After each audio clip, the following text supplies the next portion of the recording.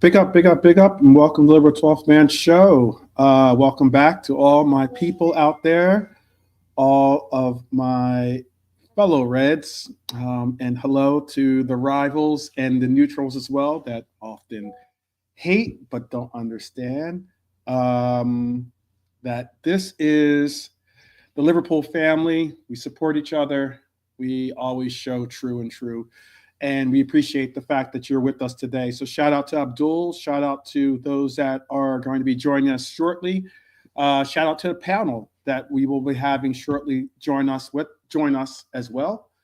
And most of all, shout out to each and every one of you out there in the audience. You've definitely tuned into the right place. So big up, big up, big up, Cedric. I see you. I see you in the house. Big up, big up. So hopefully you'll enjoy this ride with your host, Liverpool 12th Man. And also, again, if you have anything you want to add to the conversation, don't hesitate. You can either put it into the comments here in the live chat, or if you're watching this on the replay and there's something you wanted to say or something you wanted to talk about, put it in the comments. I will most likely directly respond to it. If not myself, most likely someone from the panel always has an opinion on pretty much everything that you see and hear on the show. So we'll certainly get back to you on whatever you have to say. But we've got a monster episode today that pulls back the curtain on a transfer window that could reshape Liverpool for, I personally think, could reshape Liverpool for the next 5 years. We're going to be breaking down 5 massive storylines today. We're going to be basically going over Chiesa's, what is being called an imminent exit. I'm hoping that it's not, but all the same, his imminent exit, whether he got a raw deal. I personally think if he is going to be leaving, I think that he did get a raw deal in that I think he didn't get the raw deal. I think we got the raw deal from it because I believe Chiesa is a talented player, someone that could definitely serve a purpose on this team, and someone that I would like to see continue with this team. Also, we have our second main story, Florian Wirtz as a potential club record signing. That would be super, super huge. I also have a little op-ed piece that I wrote out. I had to get better at getting on the created content and getting it cycled into the matrix out there with whether it's via shorts or even just via Discord or whatever all the resources are. But it would definitely be that. And my op-ed piece is on why I believe Florian Wirtz might actually be a blessing in disguise if we were to sign him, for him being possibly our next false nine. Then I also have a piece where I'm going to talk about Konate's contract and Madrid's shift towards Huijsen. Their very strong shift towards signing Dean Huijsen. And also, finally, Frimpong's incoming move and how he fits into Arne Slot's new era of football here for us at Liverpool.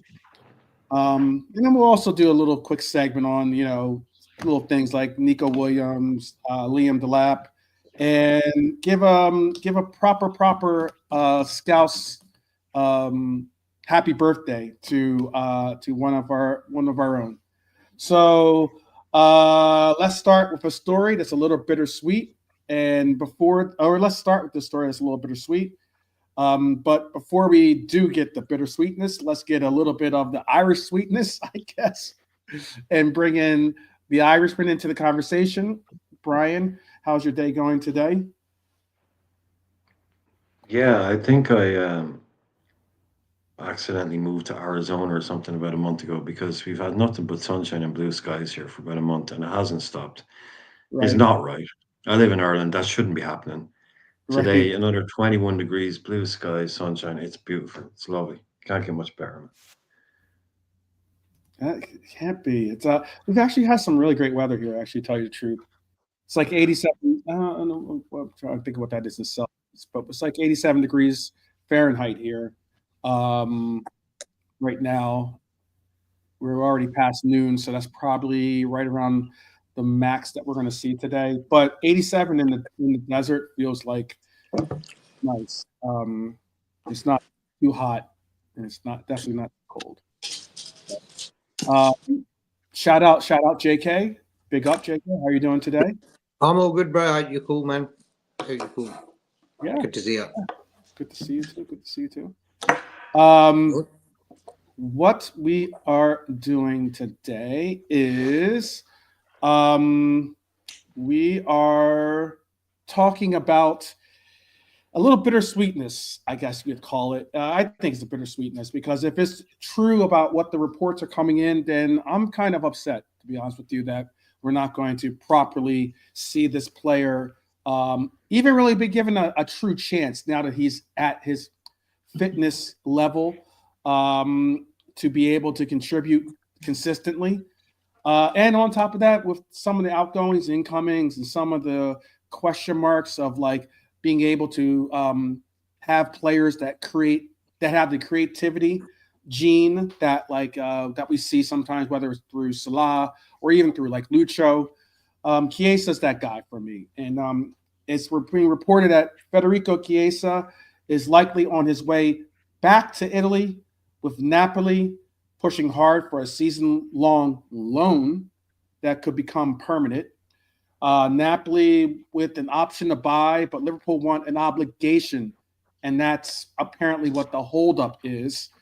I think Napoli's trying to say, "Oh, let's give it a spin, and then if we like it, we'll buy it."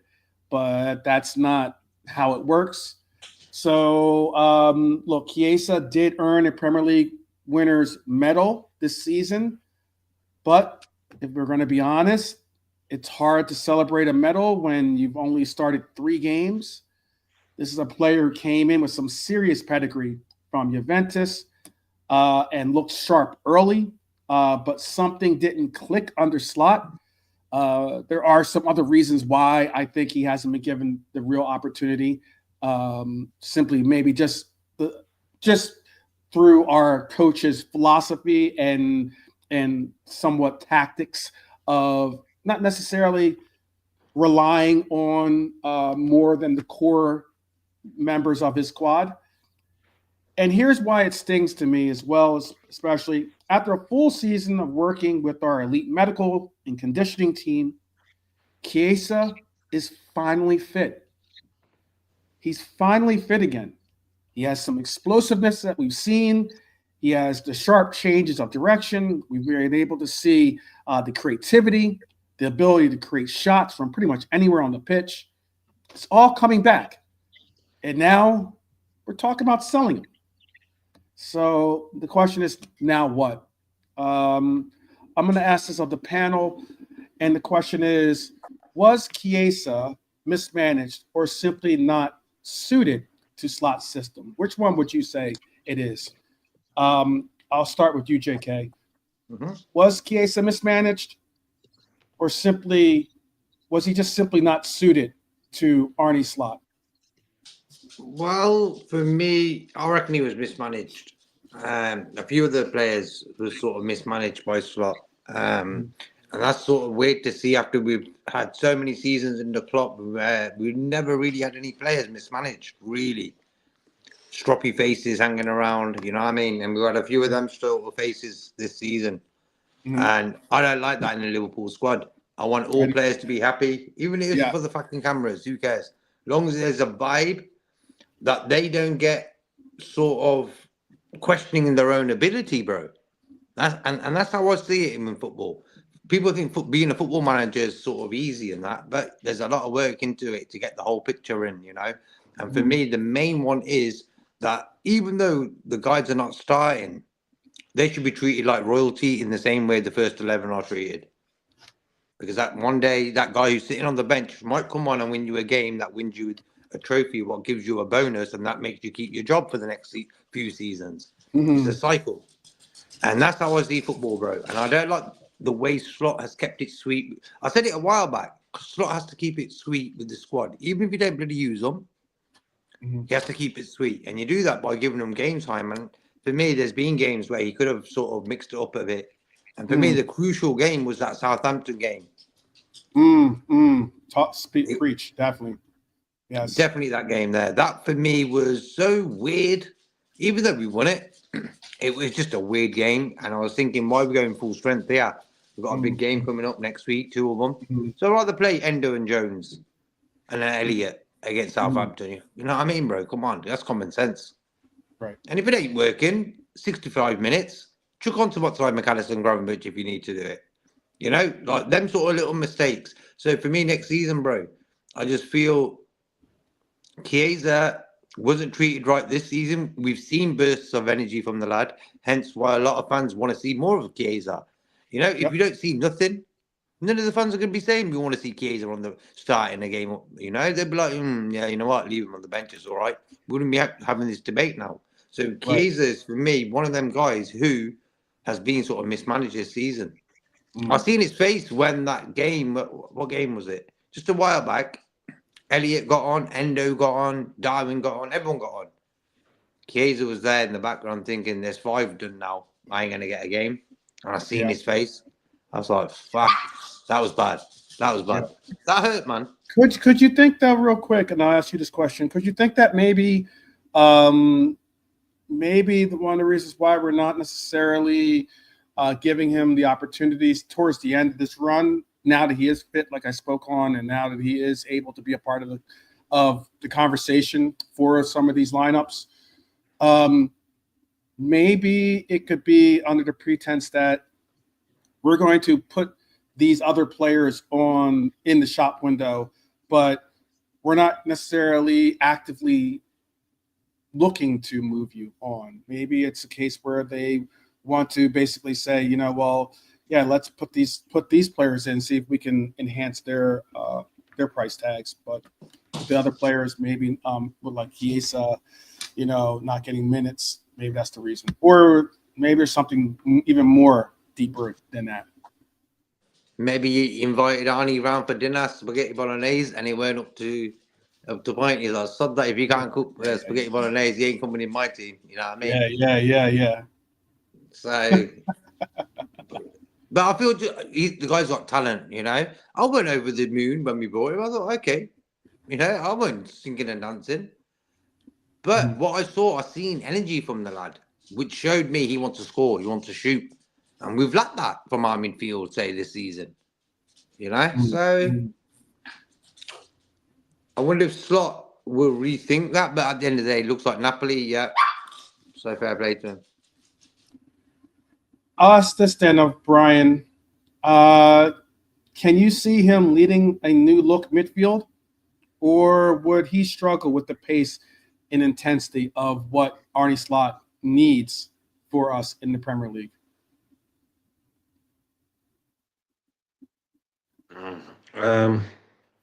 You asked me to speculate a lot. You know, I think I gotta look at the bigger picture. People are getting really into the weeds on this. There's something going on. Something's not right. I mean, I think we can all agree something hasn't worked. And I don't want to go down the route of like, we signed Chiesa and he showed up in Arne Slot. I was like, oh my God, I hate you. Like a 14-year-old girl or something. It's like, I don't want to be seen near you. I hate you. You know, I don't think it's that deep. I don't think it's that personal. Something is going on here. There's a reason why he's not playing. There's a genuine reason why this guy isn't playing. And I can't wait to find out. Whether it's in a year's time, whether it's find out? No, I'm saying whether it's like I'm saying, whether it takes a year, whether it takes 5 years, whether it's a book, whether it's Chiesa does an interview, whatever it might be. But there's a very good reason, or there's a strong reason why this guy hasn't been played. And maybe it is because Arne Slot thought he can't take it physically. No, I'm saying just saying but it will come out. And to me, this is, like I said, it's bizarre. 41 league minutes. You know, it's even just random teams with random players. they'll get 150 minutes or 200 minutes or something, just by picking up. So I'm not saying there's a very good reason, and Arne Slot is right. I'm saying there's something's going on here. Whether it's obviously something we don't see behind the scenes, fitness, physicality, whatever it might be. He's gotten minutes in certain games. So I just think I can't really expect, because I've never really seen a scenario like this before, where you buy a guy who's pretty much proven World Cup, Serie A, Champions League, big injury, bad injury, but came back from that. Did I think 38 games at Juve? Not last season, but the season before we bought him. So he was back. It wasn't like he played 8 games for Juve the season before. He played pretty much a full season, and then he comes to Liverpool and he can't play. So I would love to know. I would love to know what is. There was some random speculation. Oh, he had some underlying medical condition. Again, pure speculation. But we all know how good he is. We all see what he's done. So, yeah, I've never really seen a scenario like this. So we're all sitting here scratching our heads, going, "What's going on with this guy?" And Slot really hasn't said much about it. Chiesa hasn't said a word. Chiesa hasn't opened his mouth since he got here. Not a peep. There's been no, like they usually do when they go away on international duty, they start giving interviews to journalists, and then that's when you usually hear those big quotes come out. Yeah. There hasn't been a peep out of anybody. So without any of that information, we're all kind of scrabbling around in the dark. So I would genuinely love to know what has gone on, what the story was. I thought maybe, again, just trying to scrabble around, I thought maybe it could have been a political. I don't think it's even that now at this stage. It is just a very bizarre situation. It's not like he's some guy that we picked up on, like Ben Davies or something, where we get him from, Reading or something like that. We picked him up last minute. He never played, but that's because he's Ben Davies. He didn't play. This is Chiesa. So I've never really, I don't know. It's completely bizarre, and maybe we will find out one day. I'm sure we will, but it'll be Chiesa's version of what happened, or Arne Slot's version of what happened. But yeah, I've lost. I don't really know where to go with this guy anymore, because we all know the talent, but he doesn't play. So it's it's just weird. It is just weird. I don't know if I don't think it can be a personal thing or whatever, but a player like that you would think could play a little bit more of a role. But honestly, at this stage now, like, because there was that game before where, like you were saying, we made 5 subs. He didn't even come on in that. There was the game before that where I was thinking, oh, he'll get a start in this one. He'll get a start in this one. He hasn't started, but in this game, he'll get a start. Didn't even get off the bench. Game after that, wasn't even in the squad, let alone didn't come off the bench. Then I think it was a game after that, 5 subs, didn't get on. Then the next game, he's not even in the squad again. So it is. I've run out of ideas as to what can be going on here. But this is what I mean. There has to be something. There has to be something behind this. What it is may not satisfy us when we hear it, but there's got to be something going on. But waste of everybody's time, a waste of Chiesa's season. If he's not going to, if he'd known this was going to be the scenario, he wouldn't have signed for us. He would have gone somewhere else. He wouldn't have happily come here and just get fit for a year, spend a year at Liverpool's, using our facilities and our medical staff just to get fit and then leave again. Doesn't make sense for anybody. So I really can't put this together, what's going on at all. I honestly don't know. Okay. Tell us in the chat what you think. I saw Abdul putting in some comments. I saw Hylor putting in some questions as well.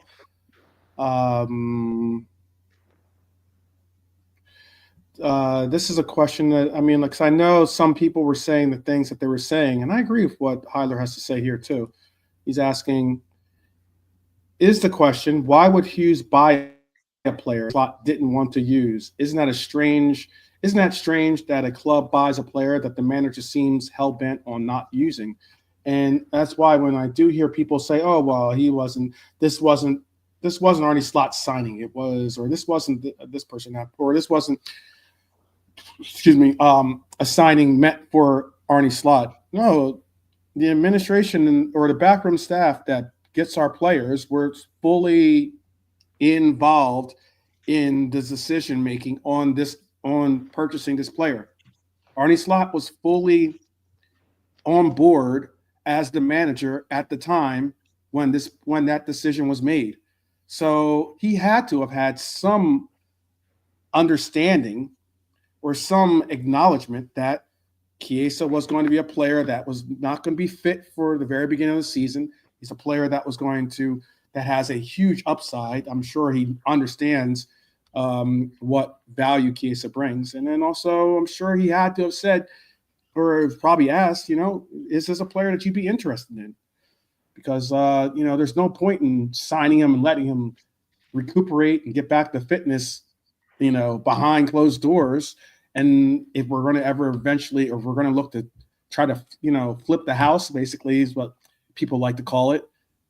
Is it like a case where how do you flip a house that no one's really ever seen really, So that's at least my take for it, Laura, and I agree with you. It is a strange question if you're putting it into it. Some other comments from the audience is FSG got Chiesa 12.5 million, but Arne Slot didn't trust him. He was mishandled, mismanaged, was treated bad, no trust, and it wasn't Arne Slot signing. That's what Abdul is saying. Arne Slot stayed quiet about FSG. He'll never walk alone. Big up Revenites in the house. Big up to the panel. Could it be as simple as the club took a punt at Chiesa as a market opportunity? Slot saw him in training. He wasn't fit enough and wasn't up to his standards and wrote him off. It's kind of sad if that's the case, though, because I mean, like, there's a player in Chiesa. There's some players are just born with the talent in their genes. Chiesa is one of those players, certainly. Let's see what else. Alexander says Chiesa was bought for the opportunistic propaganda. They were on no thought behind it. Okay. Reverend Knight's also saying Slot said yes to Chiesa, but now saw him in training and then changed his mind. I don't know if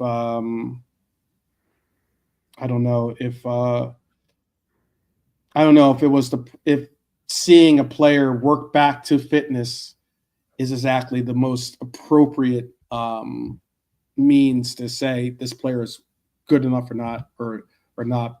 I say now that he is healthy, give him a shot. Give him a shot against teams. This is why I like so much nowadays too. We're playing teams that matter in the sense of we're playing teams that are all fighting for something. They're all fighting for points. They're all fighting for European placings in one way or another, or they're just playing for the fact of their own, assurances of being in the squad, whether it's our players or the teams that we're going up against. And whether it was Chelsea who was fighting for a spot, that would have been a great opportunity to kind of gauge where he is. Whether it was against Arsenal, I didn't expect him to start against Arsenal, but again, it would have been if we're going to do this thing of seeing a different mindset or a different not mindset, but at least a different angle on these players and whether they fit the bill. Give them the opportunity.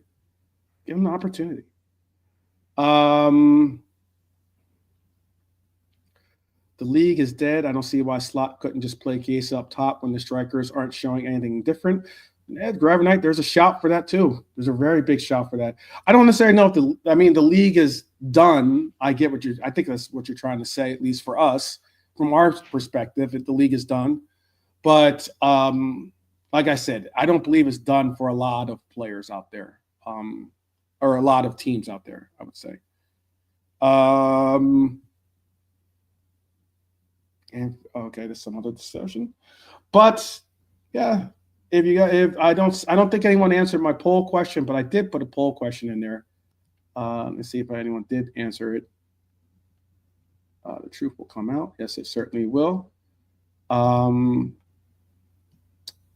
Let's see. I don't think anyone took a. I think everyone took a punt on my poll question. That's all good. The poll question was basically. Let me see if I can pull it up here. Basically. Should we cut our losses with Chiesa?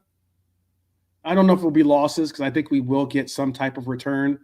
For him, he was such a steal for the price that we got. But is it the right time to cut our losses, if you want to put it that way, or no? Give him at least one more season. Ravenite's saying yes, it's the right move. Norm is saying yes. Shout out to Norm, by the way. Big up. Norm is saying yes, it's the right move. Okay. Real quick answer. I know that JK is unavailable for the moment. So Brian, real quick answer: yes or no? Cut losses, or what would be your answer to this poll question? Oh yeah, you got 7. Sorry, I was just reading the questions. Right? Yeah, you got 7. If you're not going to play him, 7. Okay. Open up a space in the squad. Bring in someone you are going to play. Mm-hmm. Okay. Sometimes, who knows? I mean, maybe an unfortunate injury opens up a placement for the player, or maybe AFCON provides that opportunity for him. That's how I'm looking at it. But I get what I'm not judging your answer. I'm just saying that's the perspective I was looking at for the question. Okay. All right. Well then, how about this, people? How about this? Let's pivot to the hottest name in Europe currently on this transfer market. Some might say it's Isak. I don't think Isak's on the market really. But somebody even say KDB, but who knows? That's a whole nother segment. But Florian Wirtz is the new is the it name on the topic of a lot of people, and Liverpool have held talks. They have held talks. His family have met with club officials in the UK. I believe his father, I want to say, maybe, I don't know if JK's back with us or not yet. Maybe Brian has this information. But I believe his father, Hans, I want to say his name is. I'm not certain. You'd have to double check me on that one. But I believe maybe Heiler could back me up on that one. I believe Hans is his dad. And his family have met with club officials in the UK.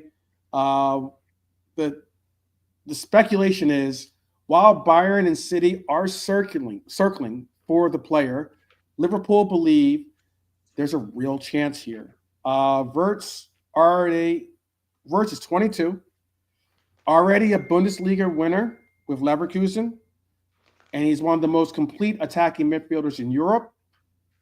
I mentioned KDB earlier. Some might say this is a younger version of KDB.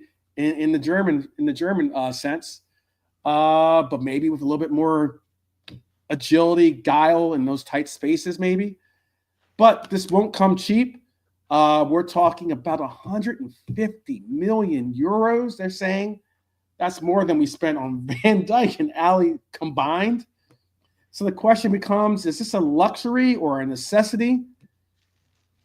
My question to you, my people, and my question to the panel. Would Wirtz be worth breaking our transfer record for? I'll ask that of JK since he's back with us. Top player, I would say, and I would do it because sometimes, you know why we sort of got excited about Chiesa is because of the way he drifted in front of the box and sort of shot around there, or did something around there, and I think I want a player like that in the team who can get the ball, even dribble. Like Wirtz can dribble, like he can take people on, beat two guys and shoot. He can do all that. If his father's his agent, then he'll probably give him the right footballing option to take. You know what I mean? I think if he stays in Germany, Bayern, he'll be a big name. Like Germany's number one, what do you call it? The special one, you know, like for Germany, he's playing for Bayern as well. He's all German. So if his father thinks that way, because a lot of players have gone to say from Dortmund and made it big there. And everyone loves them. Everyone's darling, you know what I mean? So for me, if he wants to change it up and play a different league, it's either us or Man City then, isn't it, really? I think us winning the league has brought a bit of an advancement on, say, City on that deal, maybe. Like, oh, we're Premier League champions. We're going in the right direction. Man City have had a terrible season, so what can they say? You know, oh, we just got Europe. We've got Champions League football next season. That's what they're sort of offering next season. You know what I mean? So it's a tricky one. At the end of the day, bro, if you got a son and you're going to take him on some meetings, and you got, not because you're a Liverpool fan, you got Bayern Munich, Man City, and Liverpool to choose from. Where are you going to tell your son to go? Is it the one where they offer you the more wages? Is it the ones who offer you the better coach, like a Pep Guardiola, a Vincent Kompany, or a Arne Slot? If you understand what I mean. And I think that's a big pull. Guardiola, even though City haven't been great this season. So for me, it's all about the decision they make as a family, where they want to go. Okay. All right. Shout out Lee in the house. Got the birthday boy in the house. And thanks everyone. Happy birthday, bro! Again. No, I see happy from a birthday, different angle now. I'm 52. It's pretty much the same as it was yesterday at 51, but today it's 52. But I was saying before on Brian's stream, like, I'm worried about City next season, about them denying us, like, for our back-to-back. There's no other rival that I can see that could, like, possibly dethrone us. I don't think Arsenal could do it, and I don't think any of the others could too. So it's pretty much City next season that I'm worried about. When I say worried about, right, we have loads of good games against them and beat them and all that shit, like, but City worry me. Okay, all right. So yes, that's, before we continue on with the Florian Wirtz talk, just wanted to be sure to say happy birthday. Happy birthday to Scouse Lee, or Liverpool Lee, however you want to pronounce it. From all of us in the Liverpool 12th man community, definitely big up to you, Lee. I hope that's a great day for you. And I hope that the city of Liverpool is treating you right with rolling out the red carpet for you wherever you go. Oh, it always does. But I've seen my own birth certificate, and I know that I'm 52 today. Okay. Look at it this way. Look at yourself in the mirror. You're 25. There you go. So there you go. That's a nice touch there. That's nice. Yeah. That's nice. So big up. What we wanted to talk about was, or what we were talking about is, would Wirtz be worth breaking our transfer record for? What do you think is the case? What would you say on that, Brian? What would you say? Is he worth it? We broke our transfer record before. It worked. Broke our transfer record a while later. Didn't work. So every single one is a coin flip to a degree. new country, blah, blah, blah, all that stuff. But this guy, I mean, if he played for us this season, played the way he did, we'd be saying he's worth 250. So when a guy like this comes along, you go and get him. You have an opportunity to go out and buy one of the best young attacking players on the planet that can change games, that can do things that we have. Our players, as good as they are, some of them can't do what he can do. That's no shade on our players. It's just people with different skill sets.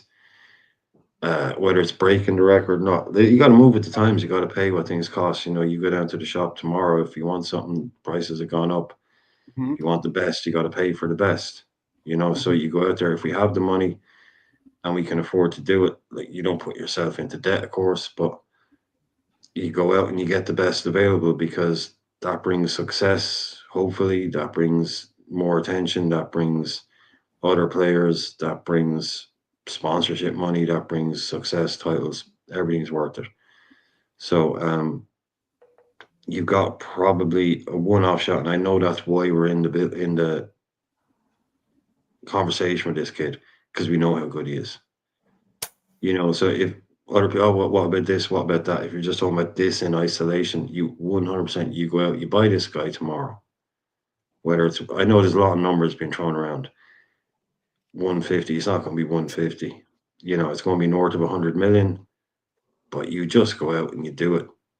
You just go out and you fucking do it, man. Because these guys, there's only about 2 or 3 players on the planet that are as good as this kid. And we want those kind of players at Liverpool. We want to be the best club in the world. How you best club in the world? You get the best players. And I don't know if it's going to happen, but we've made our position clear, spoken to his dad. If he wants to come to England, we are prepared to buy him. We want him. We want to make the deal. You bring him in. You just have to do it, man. You just have to. Don't be scared. As fans, don't be worried. Just go out and bring in someone at this level of talent. Hey, look, if he doesn't settle in, you'll get your money back. This guy isn't going anywhere. It's an absolute no-brainer for me.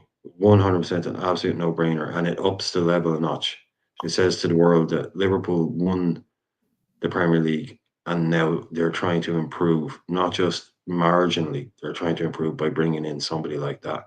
So if you think they were good last year, you better be ready for how good they're going to be next year, because they've just brought in this guy and they're bringing in that guy. And that's what you put your foot on the neck of the rest of the league, thinking you think you can catch up by buying a Zubamendi or by buying this guy. We just went down, we got Florian Wirtz. We went down, we got this. So it's a huge statement, which is what I'd love to see us do.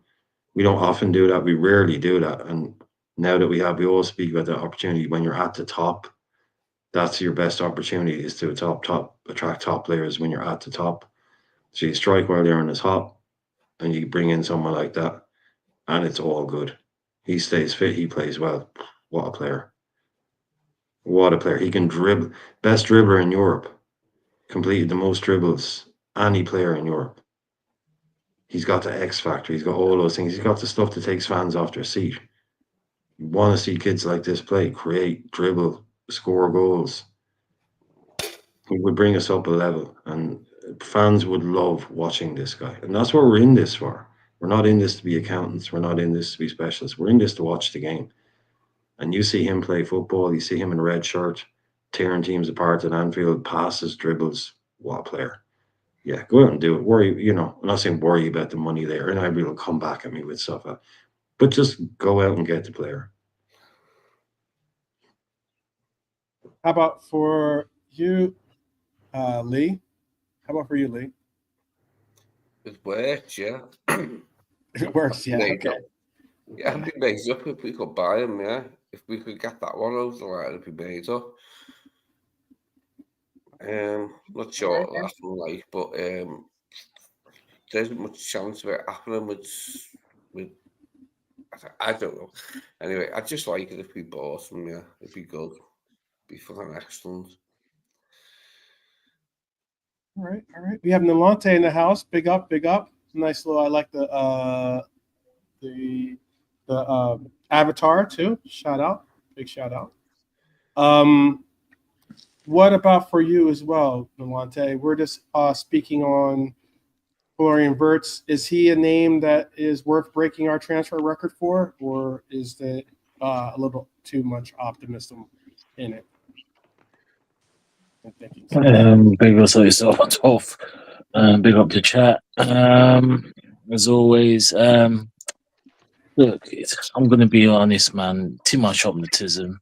I mean, personally, there's always be a chance. You can never say never, of course, but I just think this is a non-story. I think certain, again, people, clickbait podcasting, pulling it, jumping on the bandwagon too much regarding it is what it is. He's just browsing around. It's nothing to write home about. Talk to me when this guy is agreed terms. Talk to me when we've agreed the deal. And he says, I want to play for Liverpool. That's the time for the talk. All he's doing is just fishing around, and Nessie, he wants to leave. I still think, unfortunately, again, he'll go to Bayern, he will do the boring move. But if he does want to come to the Premiership, then yeah. But I just think a lot of fans and podcast are just getting way too. Wait, I mean, I don't think we'll get him, but I'm proved wrong. There's always a chance, so that's just that's the way I see it. No, doesn't fill me with anything. We've never had a player called Florian before, so that might be one reason why it's happened. Okay. Shout out Sam X Legend, by the way. Shout out Red Armchair Supporter. Shout out to Lee giving the deep analyzation of name checks for our next acquisitions. And shout out to Max. Big up, Max. Been a little while since we've seen you in the chat, but shout out to you. Always good to see you. Max. S Max. Different Max. No, Max is in the chat too. The other Max, is he? Yeah. Where's he gone? He was up. Yeah. He said what's up. Gave you a shout, or gave the panel a shout. Show you. Oh, but that's S Max, not our own. That's not. Is he? Oh, he is there. Yeah, sorry, Max is there. Sorry, Max. Didn't see you. We've got a Max and we've got an S Max. Yeah. So, hi there, saying, if you ask me, and I've watched him for a long time, it isn't Wirtz scoring an assist that is his best trade. It's his reading out the game, his view on how to play the ball. Okay. Shout out to one of our Lady Reds in the house. Shout out to Jewel, all the same too. Big up Bernie. Big up to Philly, Liverpool FC as well in the house. Big up. So then I think the whole panel basically gave their insights as to whether they thought it was worth getting him on a transfer or not, right? I'll start off with Delante since he's the least optimistic about this, but all the same, if this was to pan out in our favor, who knows? There's weirder things, there's stranger things that could happen. But this has open our minds, I think, to express or experience it. Can you see him leading a new look? Can you see him? Does he really do it for you? Can you see him leading a new look midfield, or would he struggle? Or would he struggle with the pace and intensity of the Premier League? This is for Delante.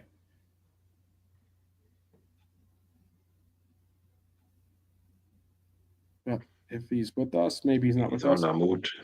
Yeah, he's on the moot. All right, JK's on the moot too. Are you with us, JK?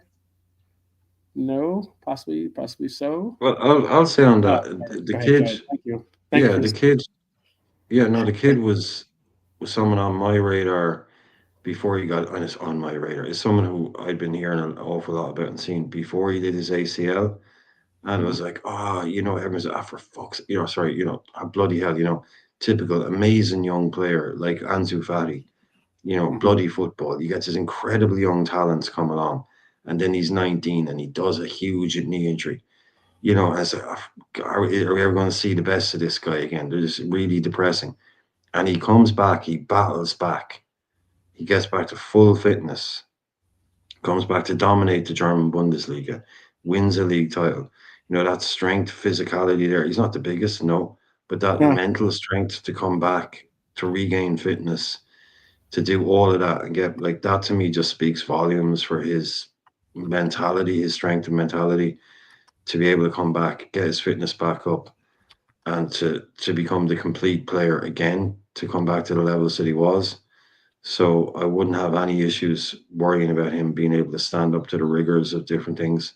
Mhm. Because yeah, that's one I think is his most endearing characteristics to me, is the way that he came back from that, and not only came back, but probably came back a better player than he was even before that. So Mhm. I think he can stand up to the rigors. Yeah, Bundesliga isn't the Premier League, but as Hilo will probably tell you, every player that a lot of players that have played in England, Germany, and one other league, not a lot of them that have done that, but they'll all say that the closest football in Europe to the Premier League is the Bundesliga. It's they marry a lot, they model a lot on the English game, so I'd have no issues whatsoever. Like, to me, just the fact that he's come back, that shows the strength of character that the kid has.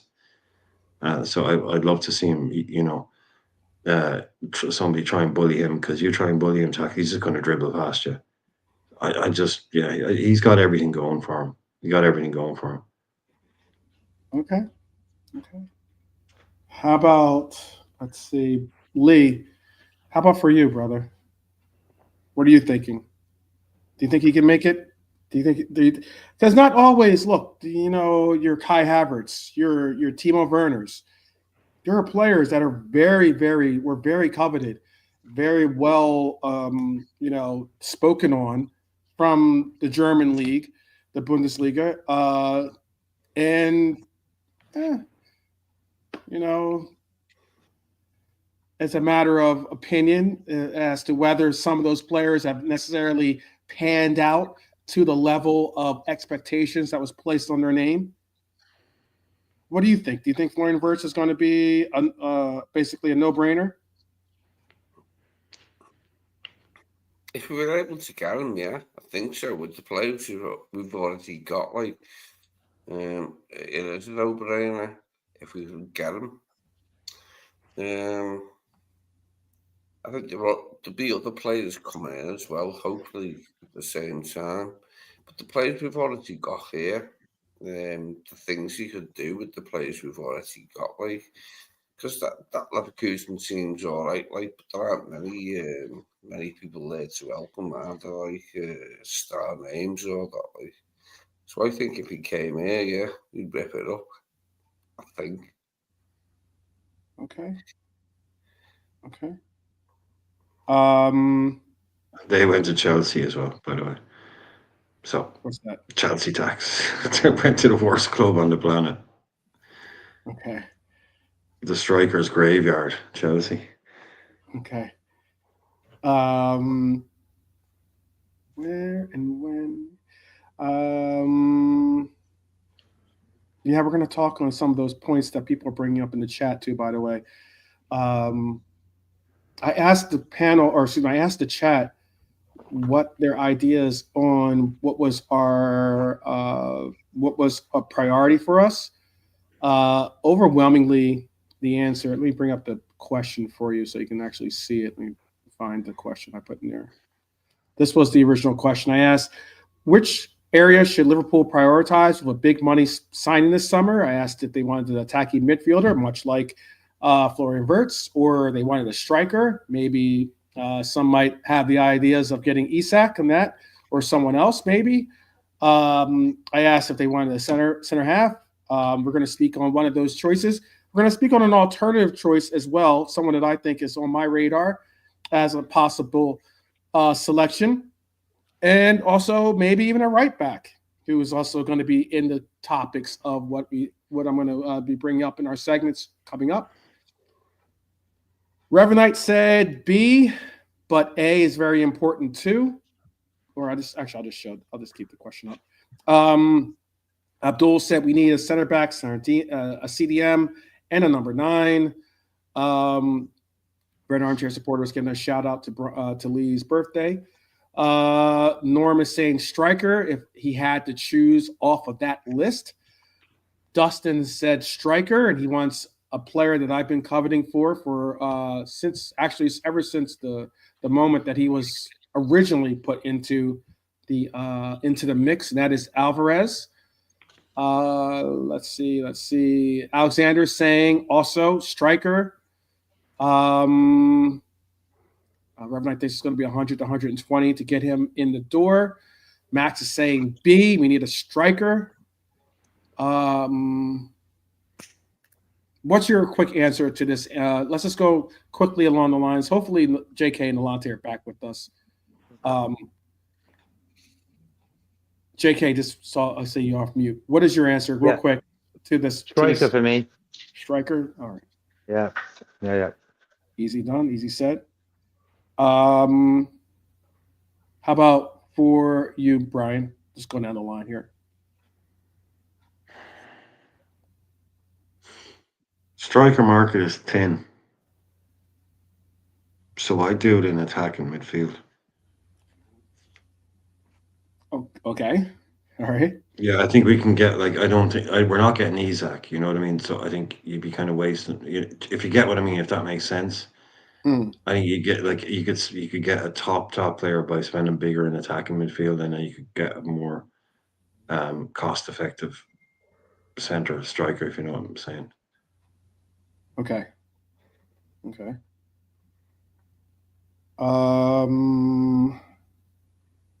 How about for you, Nalante? Are you back with us?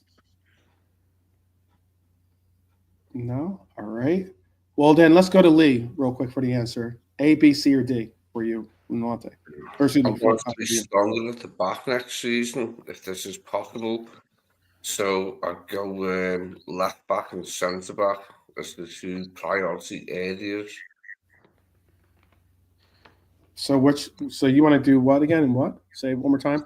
The two priority areas will be left back and centre back.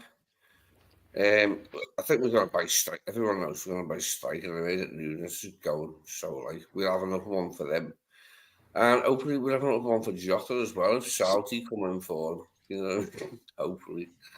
Okay. But apart from that, centre back and left back is where I want us to strengthen. It's to prioritise to make us strong at the back. Okay. That's simple as said. All right. We have B in the house. Big up to Bernie. How are you doing, Bernie? I'm actually very good. Thank you, 12. How are you? Excellent. It's a nice day in sunny Arizona. And I got a big afternoon. Sunny in Arizona. It's always sunny in Arizona. I wish. It's always sunny in Philadelphia. But it's I don't know. I got a action-packed afternoon plan after this. I'm looking forward to. Apparently, Krispy Kreme has a Pac-Man especially for Pac-Man. So there's these Pac-Man donuts. I'm excited. Just keep your expectations simple in life, and you'll enjoy it. You'll enjoy it that much more. How about that? It's going to say, is that the highlight of your day, getting the Krispy Kreme donut in a Pac-Man? Oh, absolutely. Absolutely. I liked that game for about 5 minutes when I was a kid, Pac-Man, and then it got bloody boring. It only entertains you for about 5 fucking minutes, before you got interested in something else. Is Pac-Man the one with? Is that the one with the little dot that goes along? Yeah, with the ghosts. Yeah, it was good at first. I was into it at first. Loved it big time at first, and I just got bored really quickly that game. 12. You just have to figure out what the ghosts do. As soon as you figure out what ghost does what, then you know how to avoid them. Yeah, then there's Pac-Man. There's Miss Pac-Man. There's Baby Pac-Man. Super Pac-Man. There's Pac-Man was Manny before Manny Pacquiao. Manny Pacquiao. Yeah, there you go. Before long before Super Mario, there was Super Pac-Man. How about that? So are you going to frame the donut or eat it? Both. I'm excited. I am excited. No, it's you get a free donut as well for the visit. So I'm excited. Sugar rush. Yeah, it's a sugar rush. It is. It is. I got a sweet tooth. What can I say? Don't forget to save one and put a candle in for Lee. Oh, there you go. There you go. I got you. Space Invaders was the original video game that come over from America. From America. Space We got Invaders. Space Invaders, that was the first one. And then That is an old one. after that, like, I was just hanging around for years, like a lot like as a kid where the games were and that, like, which was the arcades. Space Invaders, then there was stuff like Defender, Track and Field, fucking Asteroids. Asteroids was a big one. I fucking loved that game, Asteroids. Oh, I worshipped at that also when I was a child. Before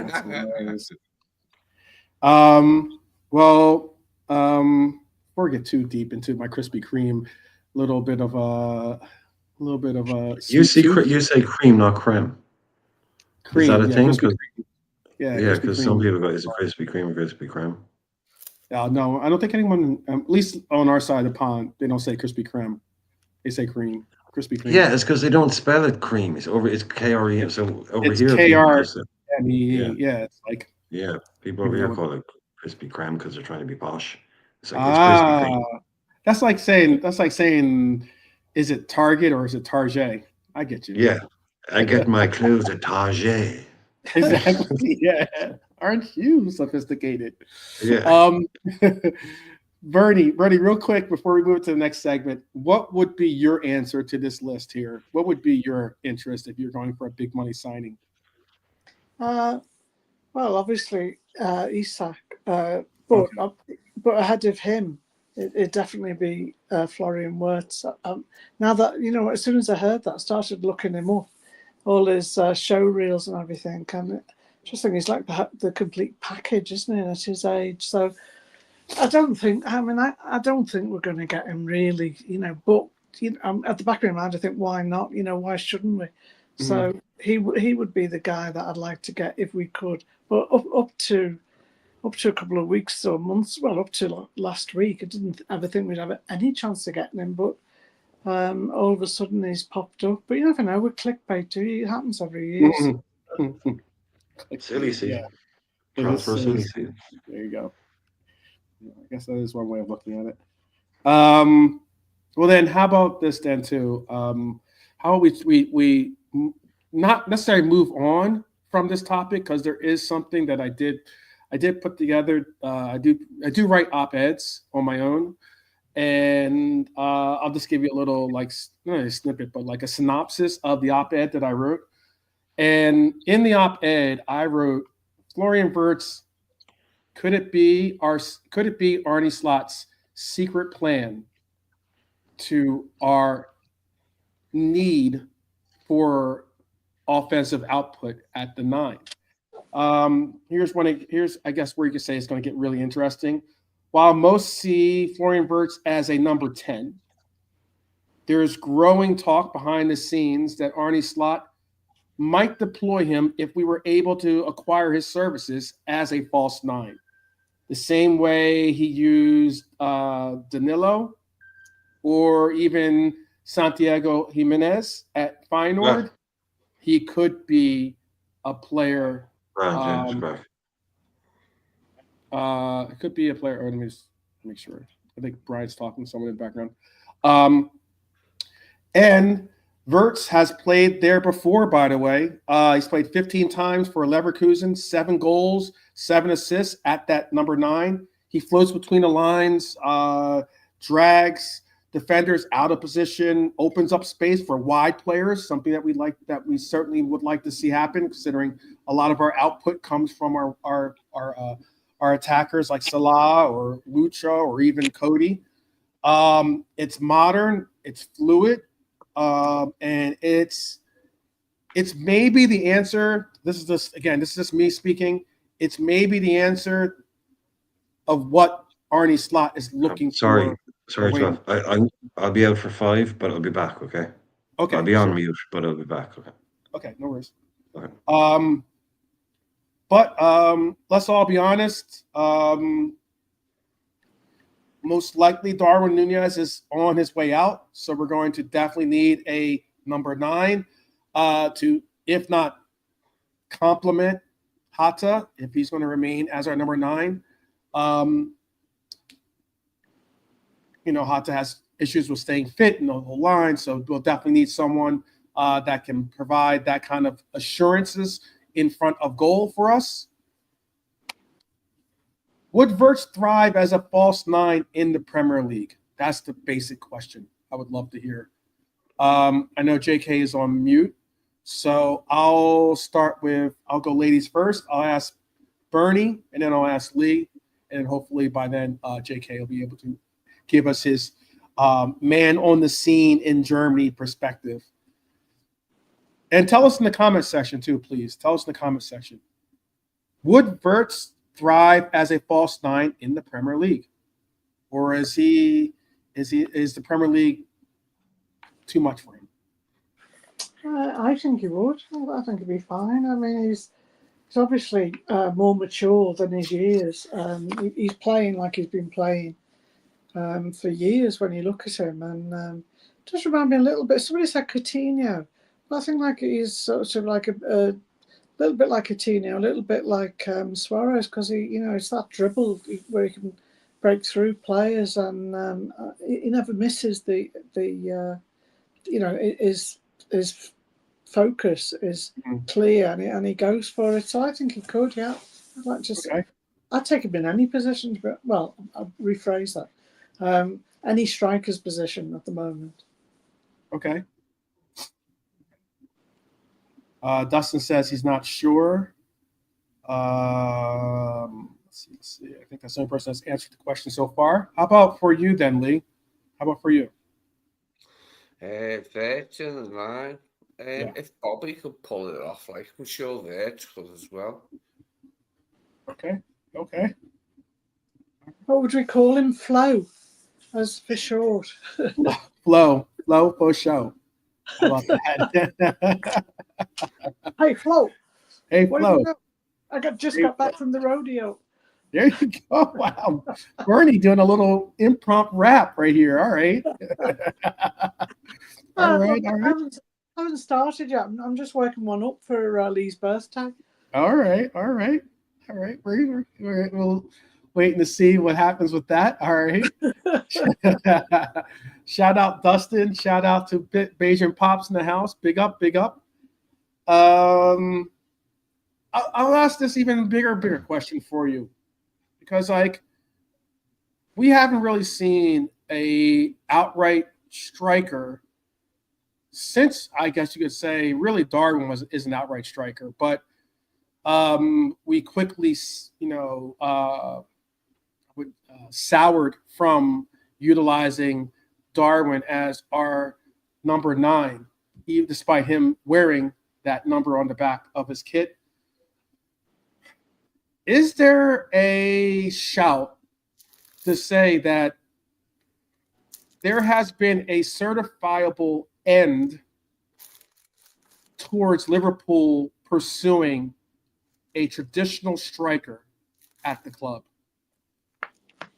Because it seems that we have a tendency to gravitate towards using players that aren't, quote unquote, your outright number 9 striker.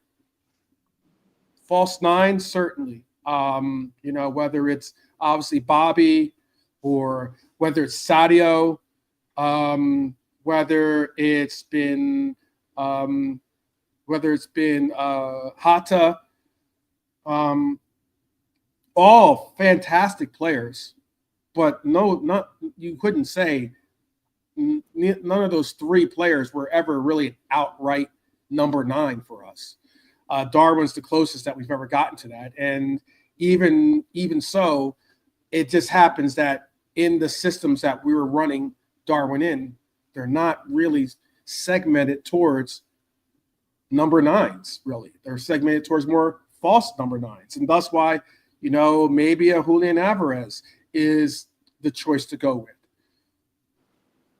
Do you think there's been a real end to the tradition of getting a number 9 and people that are saying, "Oh, we need an outright number 9 like Osimhen or your Isaks," or maybe overlooking the fact that we're beyond that stage? How about, what would you answer for that? I don't know, JK, when you're back, definitely tell us in the private chat. Hopefully you heard that. But Lee, what would you say to that answer?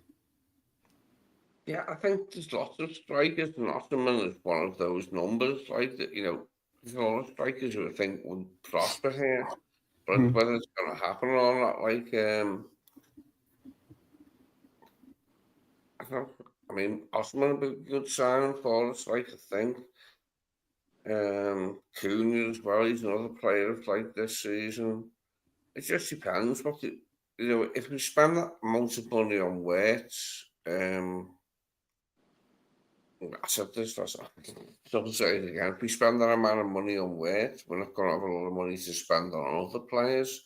And we do need quite a lot of players. We need quite a lot of signings in other positions, don't we?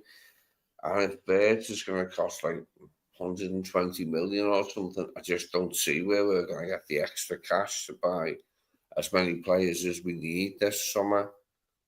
Can I ask a question? I mean, has anybody actually worked out what Slot wants in terms of his style yet? Because I can't. It seems to be jumping all over the place. And with Klopp, he come out with what he was looking for, and he was more or less the same, wasn't he? He stuck with his plan, but I still haven't worked Slot out. I'd never know what he was going for. Okay. For Klopp or for Slot? No, for Slot. Where you saying should we have a false 9 or a number 9? And where to play them. I think with Slot, don't know. He says, he talks in the press conferences, but he really doesn't say a lot. I don't think. I think he keeps his cards close to his chest. So I think he's hard to work out. Okay, that's understandable. Dustin's saying he thinks strikers shifted to left wing because the game is faster with so few top striker options. He's not against going big on a false 9 instead. Red Armchair Supporter also says, or the first comment from Dustin, the second one was from Red Armchair Supporter, that he goes on to continue that saying, "That's good, Bernie. It means the opposition can't figure him out either." Okay, all right. Honesty, big up Honesty. Honesty is saying Barcelona have won the domestic treble, and some bums dare to compare a loser like Saka to Yaman or Yamal. Are they mad? Oh goodness, let's not go there. For very talented players, I have a I'll save that piece for another day. Actually, I have something to say about Saka, but we'll save it for another day. Yeah, I understand where your confusion is though with some of the direction that this coach has gone with some of his selections and choices, at times at least. Definitely so. But let's see, 1 second. I was going to say, I'll drop another poll into the questions for you. All right.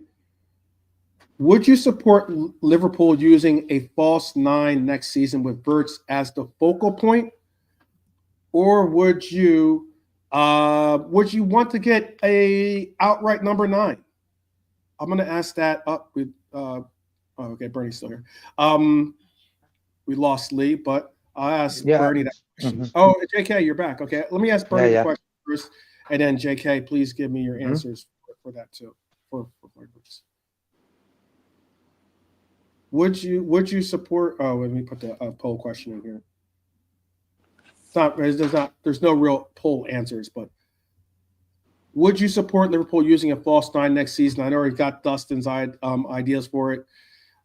With Wirtz as the focal point, Or would you rather see us use a Julian Alvarez? Or maybe would you rather us go the direction of an Isak or an Osimhen? I know it sounds like I'm sitting on the fence, but I'd take any of those.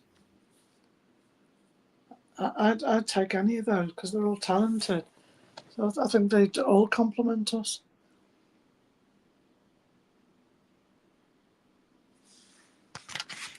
Oh, okay. JK, how about for you? Can you give us an idea? Bro, no, number 9. That's the Liverpool way, you know what I mean? I think when you put Isaac and Salah in the team, that's guaranteed a lot of goals. So I'm looking in that direction more instead of playing Wirtz in that sort of position. I wouldn't want Wirtz to be the focal point, if you understand what I mean. He's a small guy, you know what I mean? He'll get battered. So I'd rather him be playing behind a striker or something like that. Okay. You don't want it, so you don't want him to be our striker, you're basically saying. Yeah. And Red Arm Support is saying he would if he could get a traditional Yeah.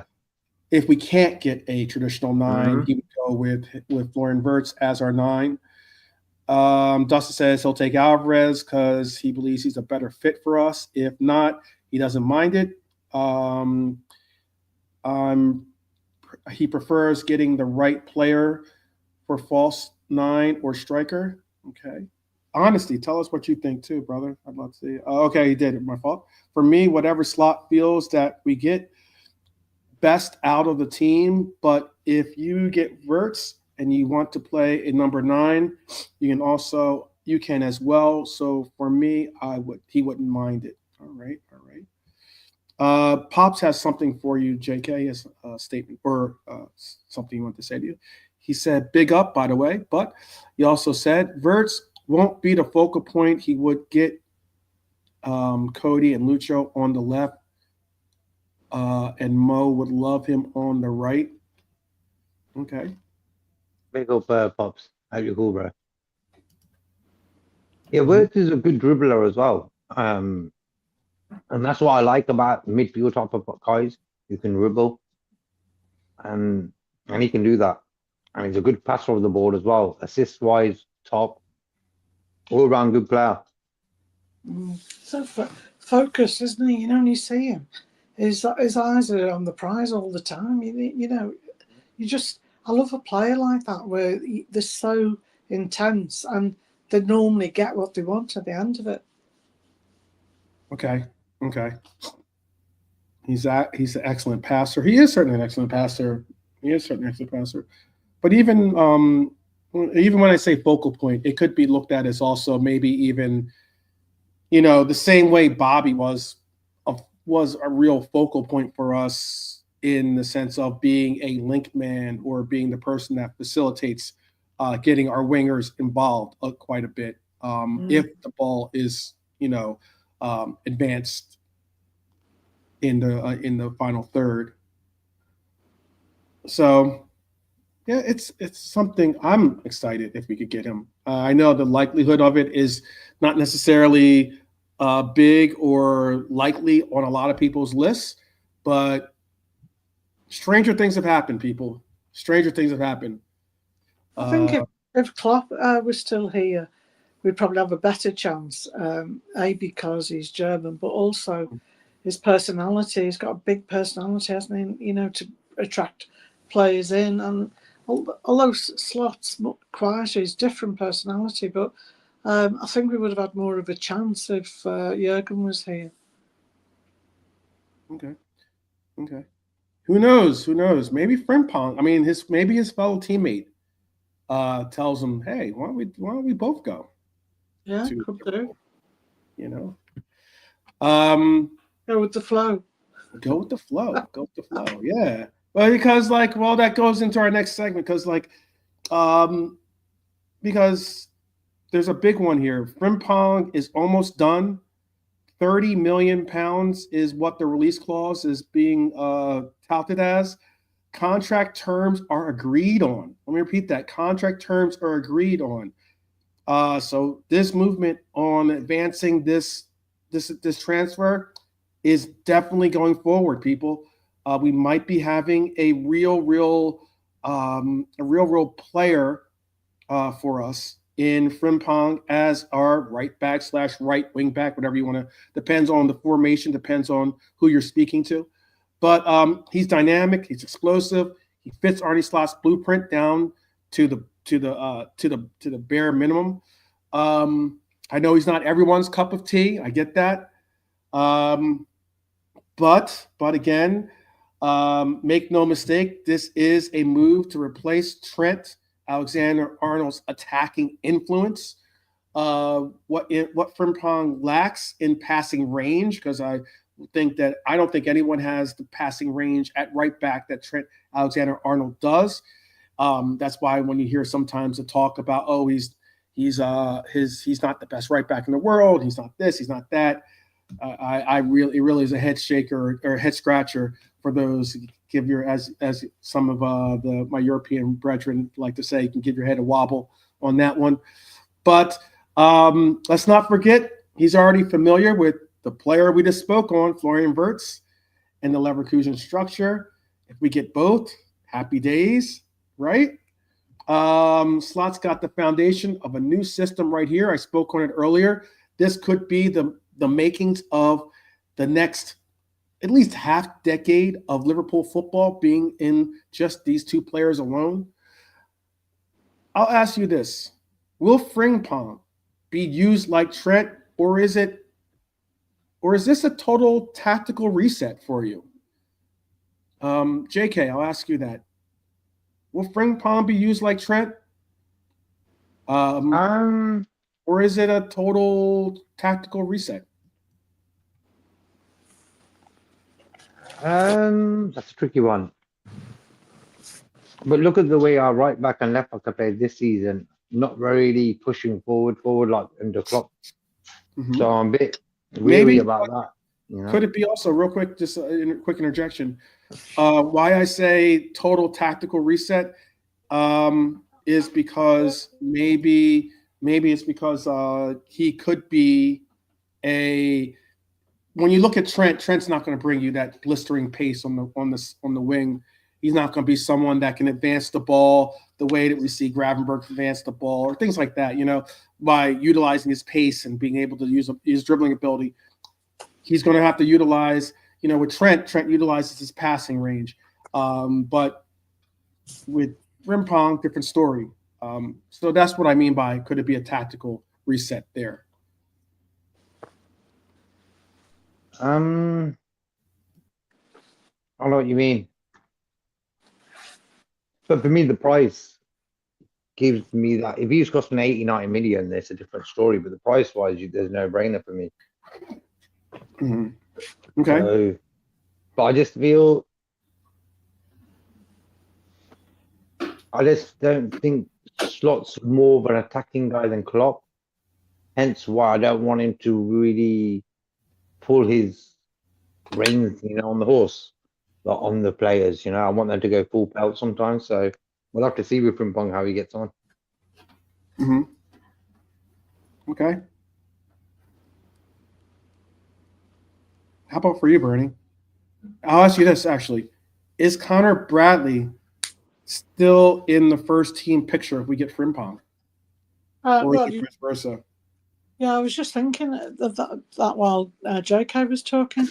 Again, if we're going to go for all competitions, I think the way Bradley, there's slightly different styles, although similar, between Bradley and Frimpong. I think that if we go for all competitions, the way that Bradley held Mbappe back and, sort of like it was really good when in defence that way.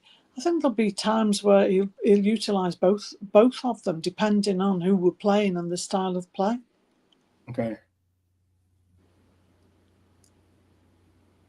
I mean, we'll have to fight to say, who's in the first squad, because he likes to announce his squad, doesn't he, Slot? So I think, there will be that, and there will be a competition, but I don't think competition's a bad thing. He was used to it with Trent. Okay. The only thing is, he probably thought he got the first position, so it'd probably be a bit of a shock for him with Frimpong. But it's up to him, isn't it, to prove that he should be, so I think the competition's good.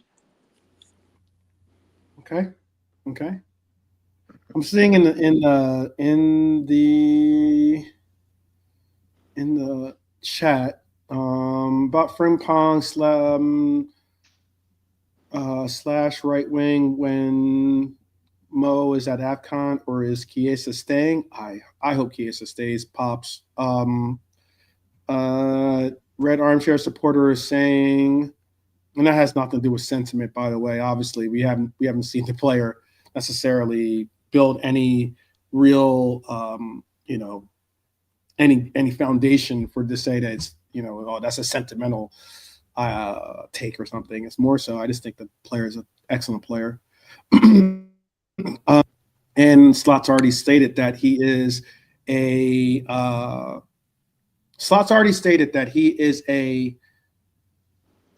the what do they call it? When you're in a play, you're understudy for Salah more so than any other position. Let's see who else is saying anything about what we're speaking on. Red Armchair Supporter said Frimpong has more GA than Trent the last few seasons. That's pretty wild. To be fair, Dustin says he's seen Frimpong in right back positions for Netherlands. He defended well, one-on-one, good pace, lots of energy. There was a stat out there, actually, which was like, I don't know necessarily if it was surprising, but there was a stat out there that spoke on the fact that, I'm trying to think of how it went. It said something along the lines, it was both players have been, dribbled past in the 50s. It was somewhere in the 50s range. But for Trent Alexander-Arnold, that was for like either this season or last season. And for Frimpong, that was for the last like 3-4 seasons. So like when it comes to this player being able to provide some type of defensive stability, I think people are overlooking the fact that speed kills. And, as long as you can keep the player in front of you, you obviously have a very, very good chance of being able to stop that player from scoring. Question to you, JK. Is Connor Bradley still in the first team picture for you? 100%.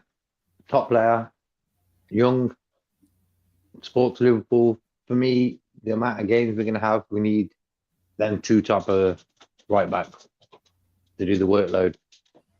Okay. I like Bradley, top player. Okay. I will tell you this. I saw Honesty just added this.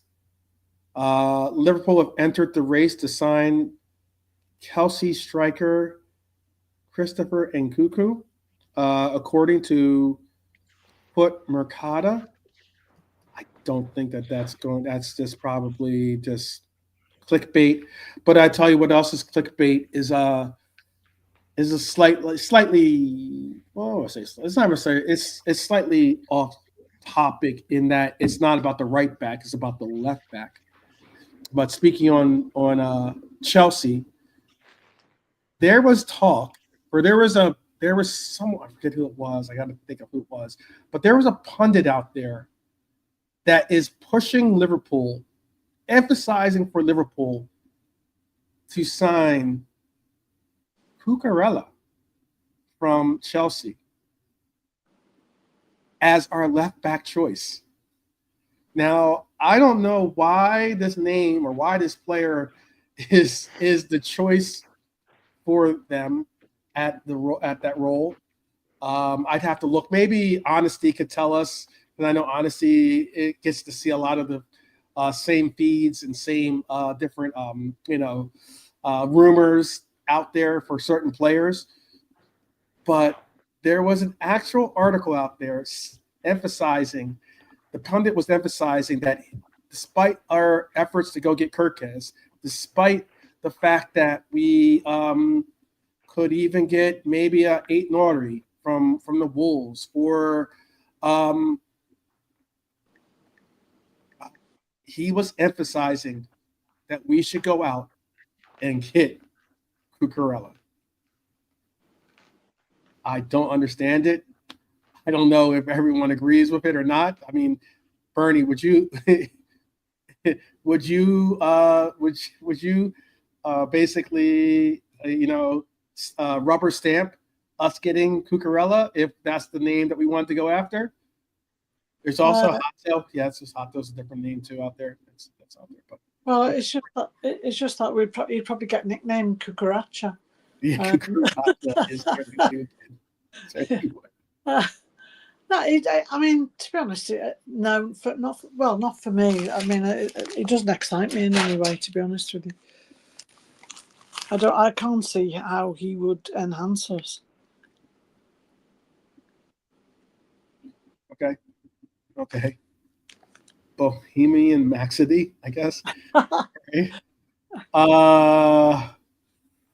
Yeah, I don't really like Cucaracha as well. No thanks. No thank you to Payaya.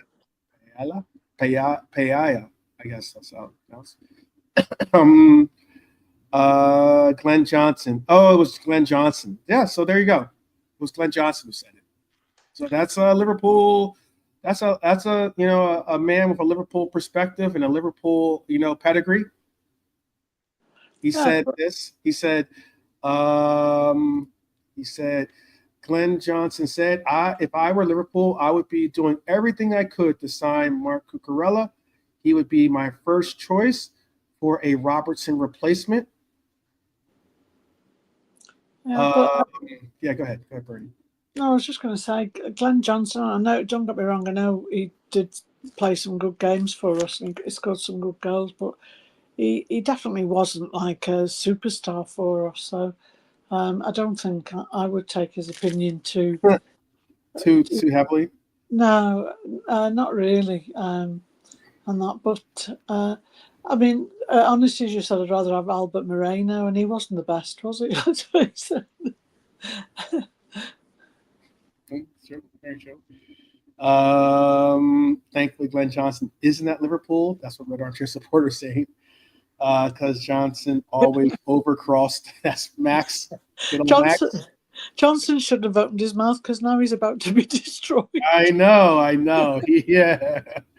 Oh, there you go. Yep, there you go. There's Max. Max bringing the pain. All right. What's the chance of us getting Ake from City? That's. Oof.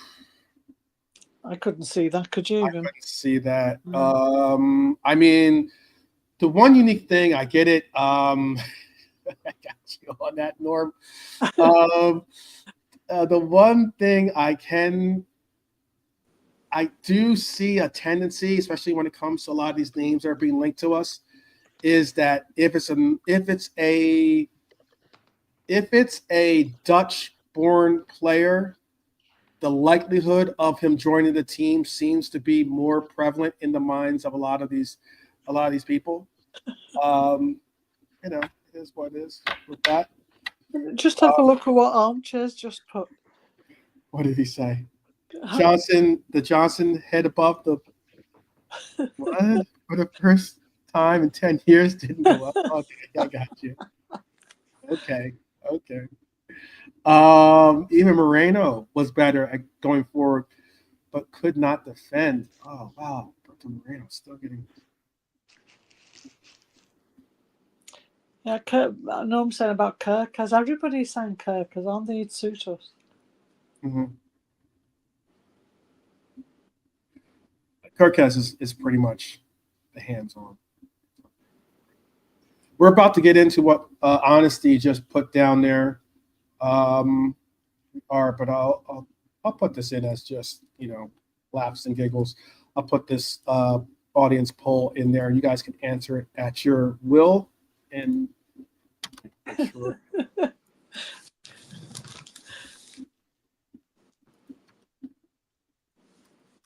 All right, I'll put this in there. You can tell me what you guys think would be who you would start next season at right back. Would you do Frimpong? Would you do Would you bring in Bradley, or keep Bradley as the first choice, or would you look for another signing that's down on our radars, or would you just simply switch to a 3-4-3 and just call it good? I do have an assessment of what I would do as well. But before we go into the final segment, I'm going to bring up another segment that I want to talk on, and that is this. Let's talk defense again. Dean Huijsen, long linked with Liverpool, is apparently heading to Real Madrid.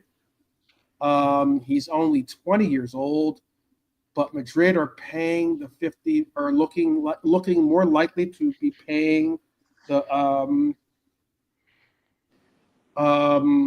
more likely to be paying the £50 million release clause before the Club World Cup. By the way, they're going to be making that acquisition.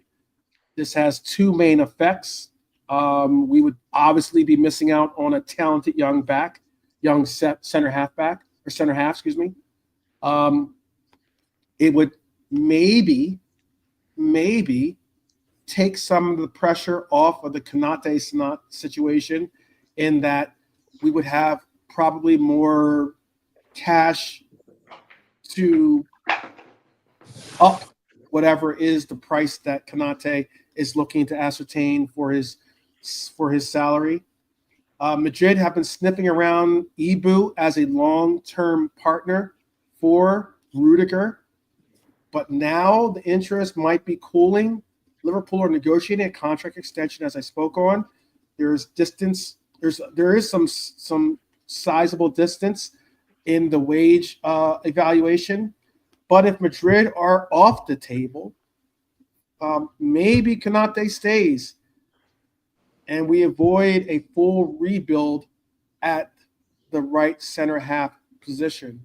I think that I personally wouldn't mind seeing it be where we just figure out what we want to do with that spot and just move forward with it. If we're going to commit to Konate, let's commit to him and get this signing done. If we're not, let's get this money from PSG. I don't want to see any player go to Real Madrid, to tell you the truth. So get the signing, get the money from PSG. Obviously he would love. He's going to get the money that he wants from PSG, most likely, because they certainly have the means to do so. They don't have currently. The French league doesn't have the same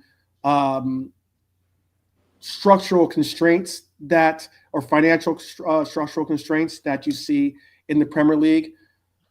So they would be a little bit more capable of giving them. They're looking to make those changes possibly next year, but in this summer, they wouldn't have to worry about it. Would you break the wage structure for Konate? I'm going to ask that of the people and of the panel. Brian, you're back with us. Would you break the wage structure for Konate? Because $200K, and considering he's on anywhere, he's in the ballpark, I think it's 70,000, something like that, off the top of my head. You mean break our wage?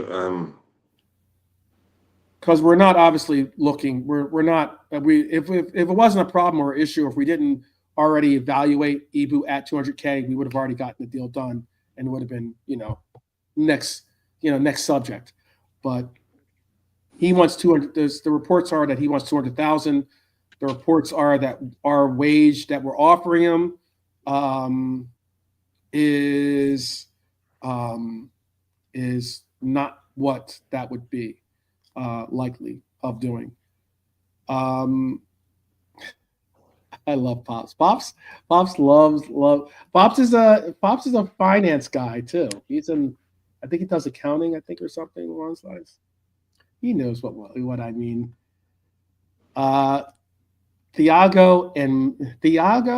and Konate are two drastically different stories when it comes to wages and the reasons why you'd have to go there. One of the major reasons why is because Taiwo was already making close to, if not 200,000 at Bayern Munich. Currently, Ibu Konate is on. Again, I'll look it up for accuracy, but I believe it's like 70,000. 70,000. What happened to Lee?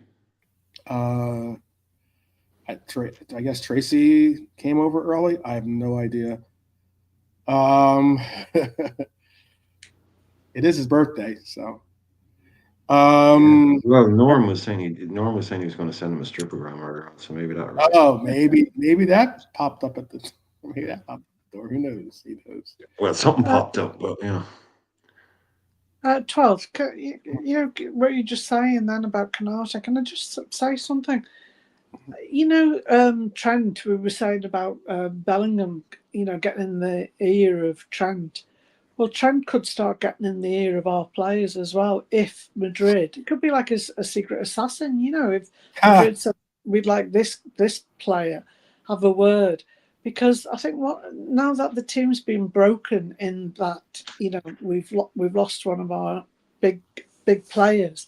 They were a tight unit, weren't they? And it was rare to see somebody big go from the team. They've all been settled, and I just think that they're insidious, Madrid. I don't like them at all, the way they operate, and but also on the other hand, you can't have Konate holding you to ransom either, because I don't think he's as good as he thinks he is. And I saw him being interviewed by somebody not long ago, and they were saying, what's it like playing next to Virgil van Dijk? And he said, well, he's the only one who gets player of the week and, more or less, or player of the match sort of thing.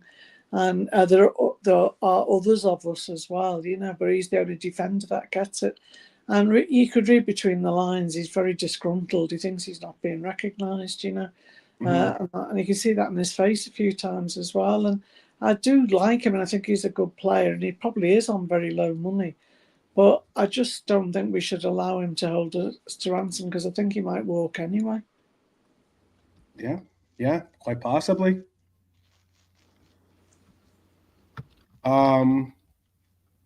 Yeah, I wouldn't be going balls to the wall like that with him. You know what I mean?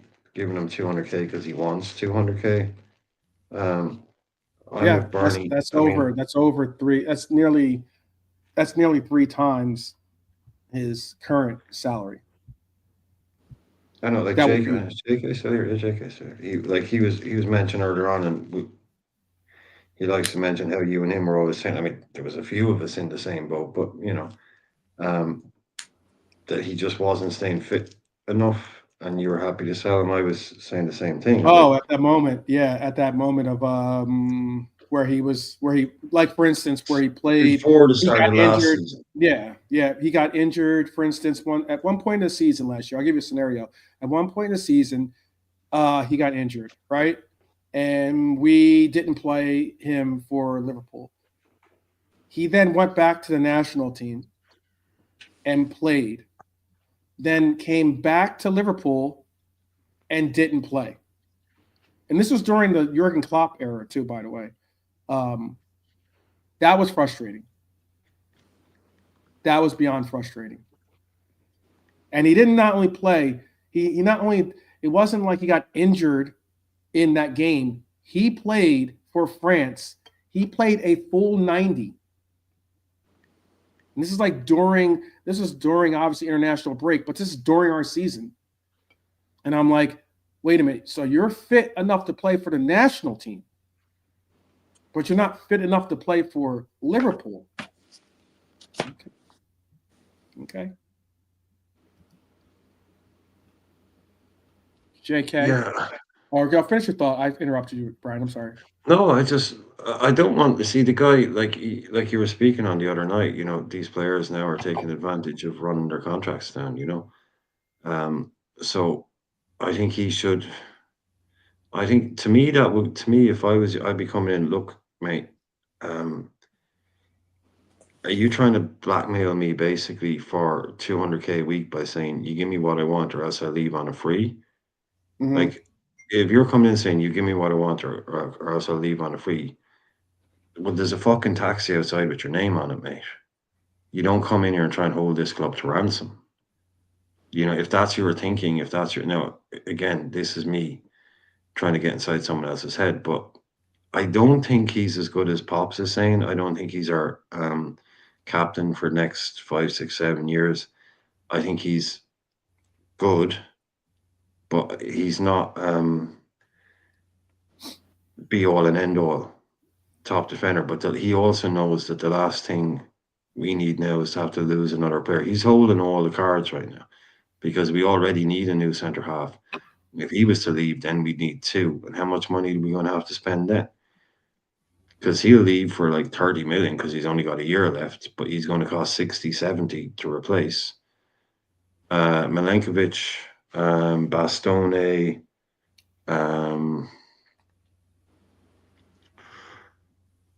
just straight away, two off the top of my head right now, Bastone and Milenkovic, one in Italy, one in England. Yeah, I don't want, yeah. I just don't like the way it's going down. Regardless of the player, I just don't like the way this is happening. You know, I'd even go as far as to say you could say Saliba, maybe Gabriel. Yeah, oh no, it's not saying There's I'm not an saying we go out and argument. buy There's them. an argument that could be made. Yeah, no, I'm not saying possibly we go out and buy them. What I'm saying is like, there's not. No, I'm not saying we'd go out and buy them. You said name a better player, name a better one. So I just named two. I didn't say we go and get them, but like I'm trying to say is he isn't the world's greatest defender. You know, but he's backing us into a corner right now. Yeah, and I don't like that. He should. I don't know. Yeah, he should have been locked down 2 years ago, or I should have been locked down a year ago. I think he wants to go to PSG, so I'd sell him. I would sell him. I'm sorry, but I would sell Ibu this summer. It's not the right thing to do for squad building wise, but it's just from a personal point of view. He's good, but he's not as good as he thinks he is, like Barney said.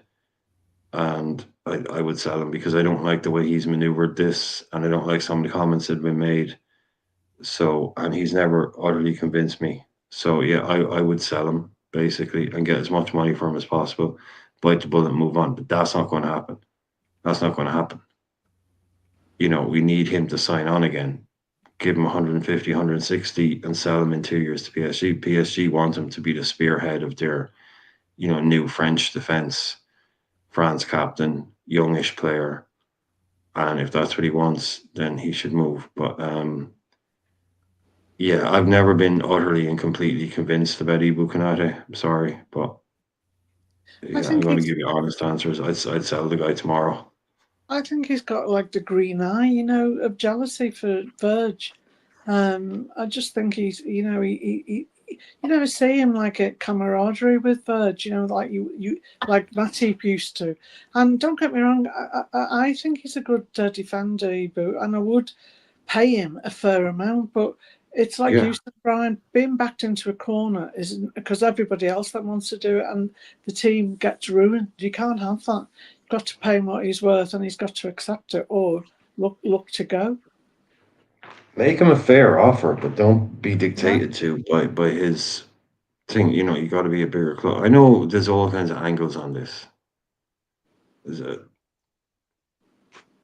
all kinds of angles on this, but yeah, I just don't like it. This is like with the trend thing and stuff like that. I just think we need to be more careful.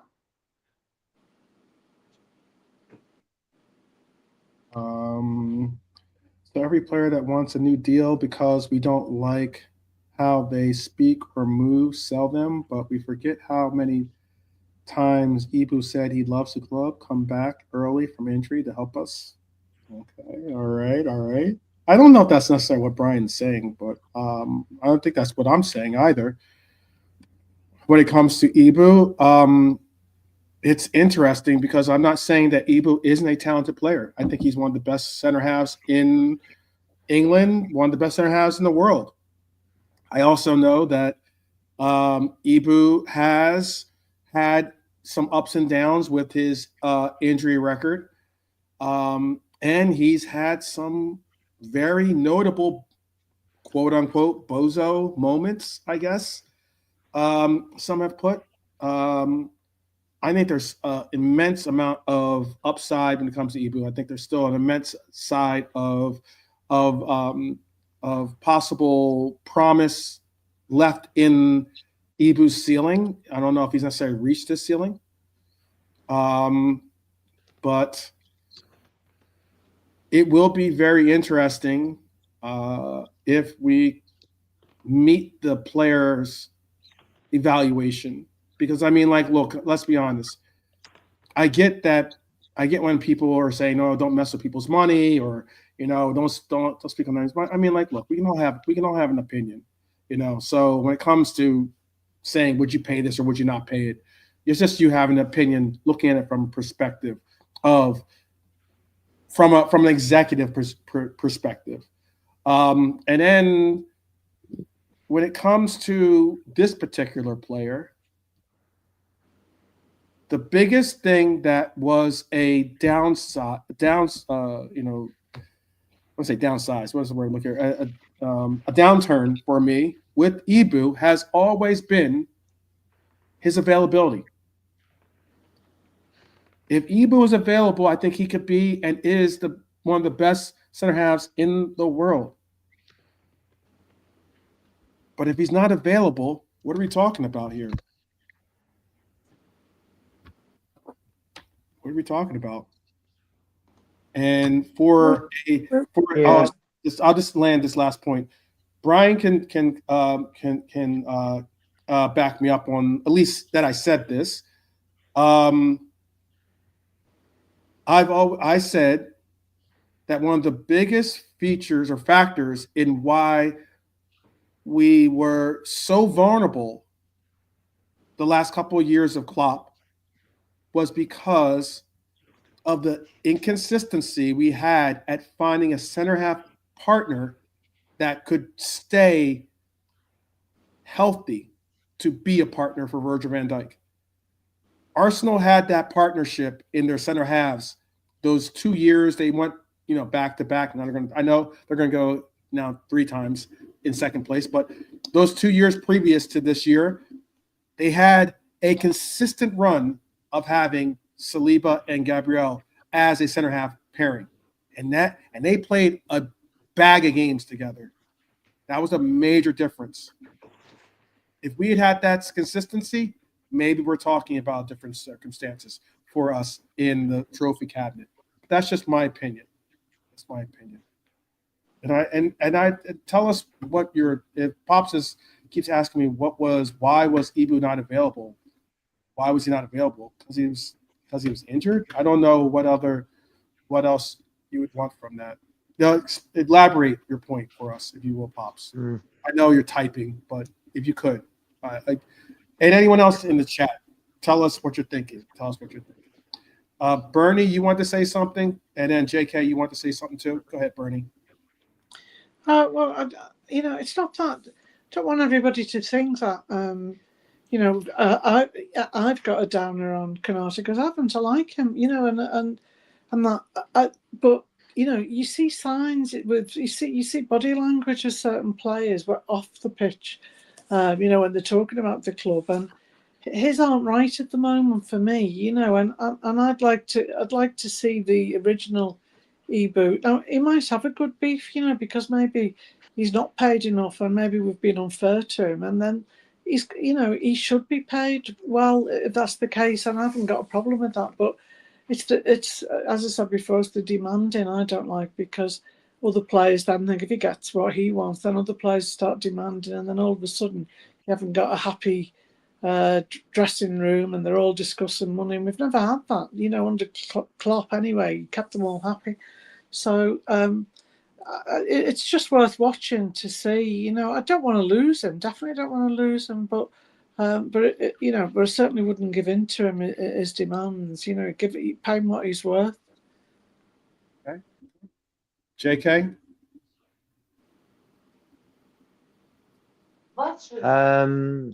I think the Konate thing is. Wife doesn't like the Konate thing either, or what? She's not happy.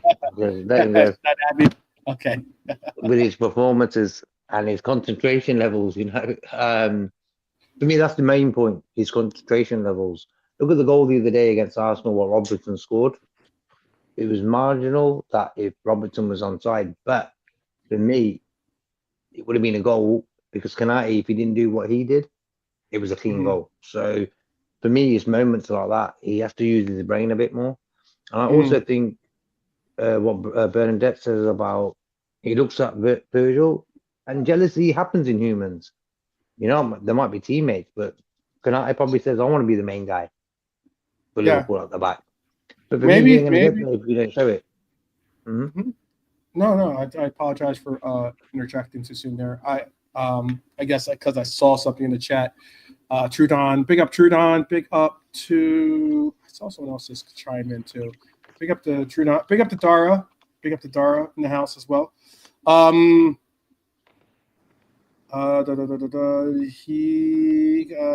said sell Konate and replace him with who? We ain't getting Huijsen, and Kwanzaa is good enough. So put it that way. So the step down is massive. I can understand why and how people think that direction. It's a shame that that some, there's people like Pops and Barnes and others that were calling Kwanzaa VVQ. There's a massive fall off from that level that he was once regarded as. But I think Kwanzaa still has promise. He just has to get over that mental hurdle. I'm hoping that Joey's helping him with that, because I know Joey's gone through some difficult moments in his confidence with his game at times, but he's managed to find that swagger again. But what most notably I was going to respond to is that he said, we're not getting Huijsen, maybe not get Kwanzaa. Maybe, and this is just, again, this is my perspective. I like to break down. I enjoy playing Football Manager more than I enjoy playing FIFA or whatever it's called now. Whatever it's the EA Football or EA. I don't know whatever it's called. But it shows you how much I play their version anymore. But why I'm bringing it up is because maybe there was a name in earlier today that was dropped as a possible acquisition, a player that some people have been. I know Norm most notably was kind of bullish on this, and that was Hato as an option. He's a center half. He could play left back as well. I know that he is left-footed, and that's also I don't want to get too deep into the fact that he's Dutch as well, but the sheer fact that he plays in the center half position, plays on the left side, and the fact that, look, I know everyone's got it in their mindset that Virgil van Dijk is our left center half, but before he became a left center half for us at Liverpool, he was playing right center half, so he has that versatility in his career. Maybe a player like Hato could be an answer to that big who do we get if we don't get Huijsen and Kwanzaa's not good enough in some people's opinions. I actually wouldn't mind seeing that be an absolute acquisition. Be able to get Hato, move Virgil to the right side. Something I actually spoke on 2 years ago. But bring in Bring in Hato on the left side. That way, Kwanzaa can continue to evolve. Maybe be a center pairing, a young center pairing for a Hato Kwanzaa center half pairing of the future, maybe. But all the same. Where are you with that? Delante's back with us. Delante, are you with us? Yeah, so yeah. Oh, Okay, no, yeah. great. Okay. I'll ask you this then, because I just spoke on Hato. Who would be the long-term partner for Van Dijk's successor? Would it be Ibu, or would it be possibly Jarrell Hato? The successor. It's a very long-winded question because, end of the day, I mean, the first thing, which is the obvious which is the obvious answer, we're not going to get anyone in the VVD qualities anytime soon. I mean, you would say out of Hato and Ibu, Ibu's the older one. He's the more experienced one out of Hato. For me, again, Hato has a ceiling, in my opinion, to become a world-class defender. Just, some of the boats. He didn't have the great yesterday. Obviously, Ajax are kind of bottling the title, so to speak. I watched the game, actually. It wasn't one of his greatest games, but I think he wasn't helped by his teammates. Just out of curiosity. But look, Ibu is the better player, no doubt about it. But again, Ibu doesn't convince me. And obviously, Brian's going back and forth. I mean, if we're talking about the market, talking about who's available, who's not, if we're just talking about anyone, then yeah, there's Bastoni, the club, the Colombian defender Lucimi is quite good, although Ibu is well known, but there'll always be players,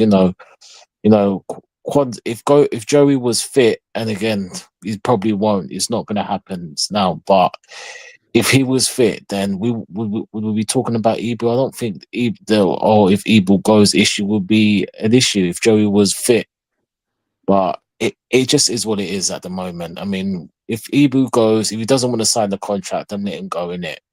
Because as good as Ibu, but Ibu has bozo genes, bozo moments. And like I've said, if it was Joey, Kwanzaa, but Ibu gets away with murder, he gets away with a lot. He does get away with a lot. I'm sorry to say he does. So at this point, we need to the board, Hughes, need to say, look, if you got the contract, you're going to sign the thing. If no, let him go. We'll get someone else in. We move on. If he does, happy days, but he does need to improve his form. So, but like I said, I know it was a long-winded, but yeah, I mean, Ibu's the better player than Hato at the moment. Definitely, that's for sure. But again, question marks on Ibu, though. Oh, could I just ask, because I know you're into contracts and things. Yeah. Do you think, just as a question, because we're talking about what some of the players have signed for when they come in and they're not known, and we've picked them up as a possible would be, and at that particular time they're thrilled to play for us, so they're signing up on low wages. Do you think that for a better parity that they should be reviewed each year? Because if a player really goes well and then rather than wait till, especially if they're signing like a 4-year contract and they're on low money for 4 years, and they could think, well, I'm off at the end of this because I can get more money elsewhere. Do you think that there should be a parity where if they're really doing well, they get an increment each year rather than wait till the end of the contract? Or do you think that's just a money-making thing from the club? Well, some do. Some contracts have clauses in them that they're going to get increases in their salary, regardless of whether they do well or don't do well. So some will have like it'll be something like just hypothetically, it could be like a 10% increase in your salary. So the year after that, you'll make, let's say hypothetically, you're making, make it easy numbers so that we can get through it. If you're making 100,000 this year and you have a 10% kick on, you'll be at 110K. The next year, the following year, you'll be at 100. You'll be at 10% of that, so you'll be at 121,000. And then the year, like as it continues to kick up every year, so you can have those. A lot of players have that incentive put into their contract, so that it can so that your contract can kind of grow with you instead of just being so stagnant or stationary when it comes to movement. And then also the one thing you have to look at, and I get this, a lot of people out there, we look at it from fan perspectives. Again, I look at a lot of things from a fan perspective as well. I understand that I'm a fan as well, just as much as you. But I also have been on the other side of the table, being an agent and representing other players in the football world. And, there's a bunch of different angles that you can see it from. You can see it from the player's perspective. They have their mindset. Yet, even you can see it from the agent's perspective. The player might have a mindset of, oh, I'm worth this amount, or they look in the locker room and they say, oh, that player is making that much. Well, I should make more than him because I'm a better player, or whatever the case might be, And then you have the agent that says, oh, you want 100,000? Cool. Well, I think you should get 150. The agent's looking at it from a perspective of trying to get his cut up deal.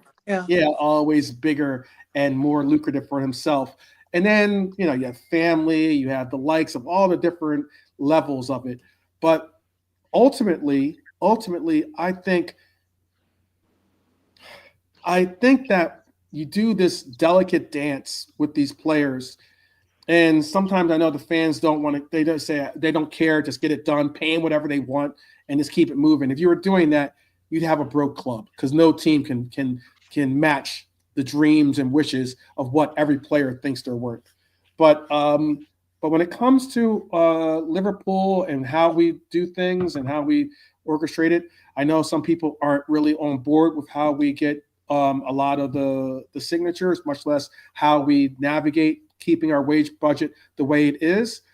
But if you look at what these players are making, a lot of the times it is whatever, when we signed them, is at market value, or it's certainly at, chances are, giving them a contract that is better than the contract that they were on. I know that someone put in the thing Diaz is Honesty put in Diaz, or I think it was Honesty. If someone put in the chat talking about Diaz. Diaz, before he came to Liverpool, was on 27,000 euros. Let me repeat that. He was on 20,000 euros. Not only did we double his money, we tripled it. We nearly tripled it. And if it was a bad deal, 12 man, why would they have signed it? Yeah. Why would they have signed it? If they didn't think they were getting a huge bump, like you're saying, agent happy, family happy. Okay, if it was such a bad fucking deal that now you need to, why'd you sign it then? Why'd you come in? Because it was a brilliant deal for you at the time, right? You're going to Liverpool. Right. Guess what? Liverpool Football Club. You just won a league title. Were you going to get that if you'd gone to freaking Zenit St. Petersburg because they offered you 80 grand a week? We're doing these players a favor. They're not doing us a favor. We're doing them a favor. We're giving them the opportunity to play for one of the biggest football clubs on the planet, one of the biggest football clubs in the history of world football. We're offering them that opportunity. We've decided that they're good enough. And they want to come in and go, and now you got fans crying that they're not getting paid enough. It's crazy. Mm-hmm. Go. Do you know what? Because this isn't Rochester. This isn't Reading. There's 27 guys queuing up outside, just dying to take your place at this football club. And guess what? Some of them are better than you. Like, honestly, someone saying to me, Trudon, I was only giving a bit hard, but like, let's not go down the he's irreplaceable route. Ibu was playing for Leipzig when we bought him. Don't tell me our scouts and our data can't go out there and find the next Ibu just because he isn't called Bastoni or he isn't called some name that everybody knows. The idea that, you can't replace him. To find me a better player in world football than Ibu? Come on, get serious. We're not going to be held to ransom for These guys are, I'm sorry, Diaz, you're lucky. Jones, you're lucky. You worked hard, but you're lucky. You won the lottery in life. Number one, you get to play football for a living. You get to play football for a living. And number two, you get to do it for one of the best football clubs that's ever existed. These people are lucky. So I have no sympathy for them. So if they want to back us into a corner and go, my agent thinks I'm worth another 70 grand a week, and I've got Real Madrid on the phone. Do you? Yeah, put him on the phone to me. Right, he's on the way. Give us 50 million quid. He's yours. I have no time for that shit. I have no time for people like that. If you don't want to be here, go. Because there's plenty out there, like I said, that would cut their right arm off to play for Liverpool. Yeah, but for me, bro, you know what it is? It isn't really the financial side of football anymore. I've gone past that since these owners have come in. I don't really care how much we pay for a player. I don't really care how much we pay the players. I remember Thiago was injured for ages, but I was thinking, you know what? I'd rather have Thiago around the club giving younger generations a bit of advice than him just going home all the time. You know what I mean? So I'm getting paid like 200 grand and something. So for me, I'm past that stage. For me, Konate isn't concentrated enough to be a leader for Liverpool Football Club. You're playing next to Virgil van Dijk, bro. If me or you or even Brian Nalante stood next to Virgil van Dijk, our price tag will go up another 30 million. You know what I mean? I'm priceless, JK. I'm priceless already. Okay. But you know what I mean? So for me, Konate isn't the... Now, my release clause would be like £2, dude. I'd have a £2 release clause. That'd be my... paid him for installments. Sorry, JK, I interrupted. I'm sorry, not JK. Sorry, finish what you're saying. Go on, Bernadette. It's okay. No, I was just going to say, any decent defender around Europe would want to play next to Virgil van Dijk, because of how well he plays and, his reputation and what you could learn from him, I'm sure. I think some of the guys, and I apologise if someone's taken it the wrong way. I don't think nobody's saying he's not a good player. But for me, I'm just saying that you can't let anybody hold you to ransom, because then the one bad apple affects the barrel, and the rest can come forward, and then you haven't got a cohesive team. So you've got to knock it on the head and pay him what he's worth, but don't be paying him what he demands. Exactly. Okay. Exactly that. Okay. But for me, at the end of the day, agents have got to do that. Yeah, it's the agent's job to get what they want, what's best for their client. Obviously, Pops has a different view on some of the takes for today. What was it that kind of got you? Hello to the show, by the way, and also, what was it that kind of got under your crawl that you needed to say, had to come and make some. Set the record straight on. You're on mute. Or you're up. You're yeah. Or not on mute, but your microphone's not coming through. No, can't hear you. To get the seed. You can do sign language. Yeah. Sign language. Film. That's okay. What we're talking about, Pops. Yeah. I got you. That's. I think that was FSG pushing the mute button. So that's universal sign language for I'm leaving and coming back. Yeah, that wasn't you, Tom. I think that was you, Brad. That was an auction. It was like an auction. The guy with the mallet at the front saying Konate, £50. He sold. Exactly. John W. is like, you can give him 200K. I ain't getting him 200K. See how big this show is. Let's go to the streets of Boston, mean streets of Boston. Oh man! So we'll wait for as soon as Pops reloads and comes back. I'm sure he'll test his microphone to make sure he's good. We'll bring him back in so we can hear his take. But he's testing his Kalashnikov at the moment. He's coming after us. Yeah, he is. He certainly is. He definitely. I saw it in the chat. He definitely was. He was putting on the big question, because I know Ibu. He rates Ibu very much so, and I can understand a lot of people when when it's not easy to find a player of Ibu's talents or his level of ability, and someone that obviously loves Liverpool. I don't question that at all. But I'm with you guys on there has to be a balance when it comes to these players. Yes, we want to see them get their money. We would love for them that, they're going to get their money one way or another. But you got to want it. It also comes down to what do you value? How badly do you value? What do you value in this club? How badly do you appreciate the privilege of playing at this club? I think should be the case, and sometimes that should be factored into the price of what you're willing to concede as being, your asking price, because you got to recognize the fact of, like, a lot of times I've made the comparison to sports here in America. I understand sports here in America has we have salary caps, so sometimes the way that these prices and the way that these players get their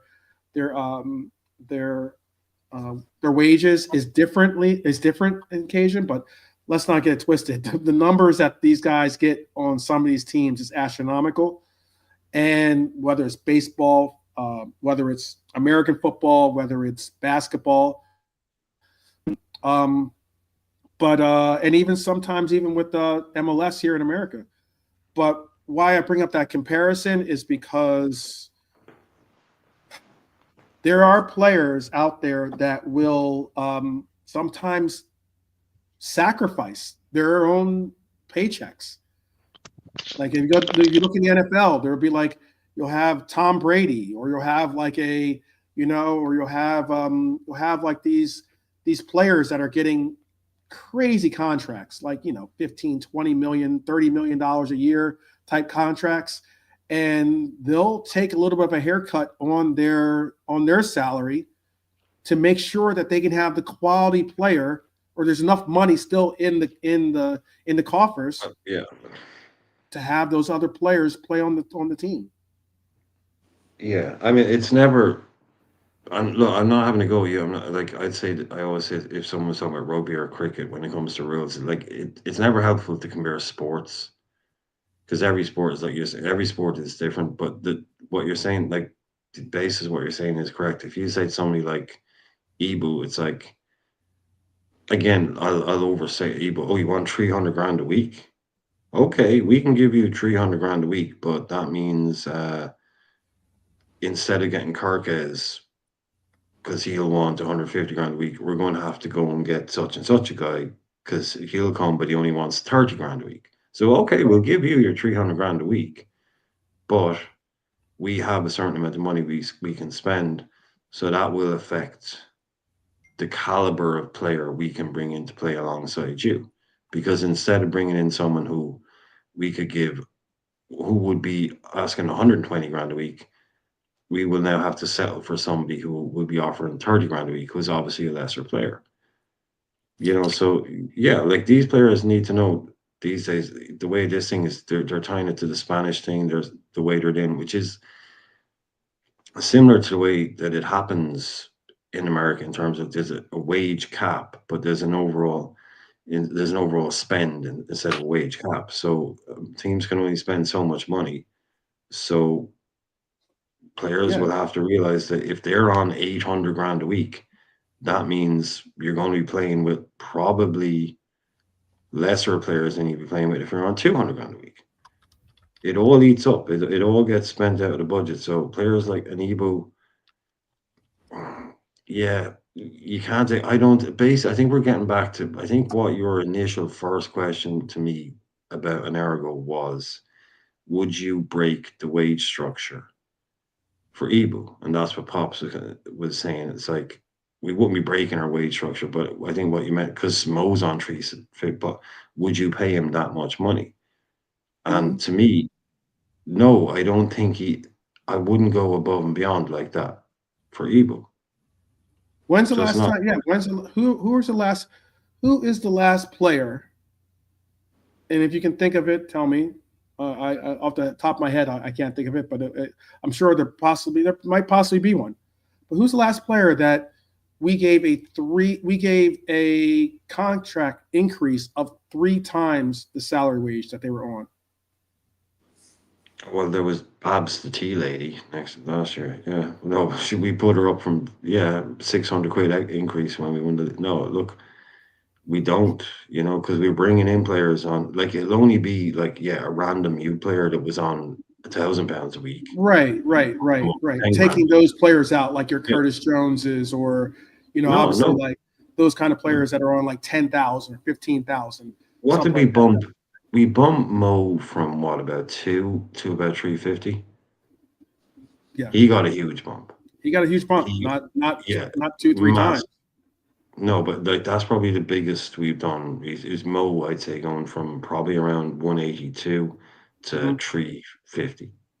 That's probably the biggest we've ever done.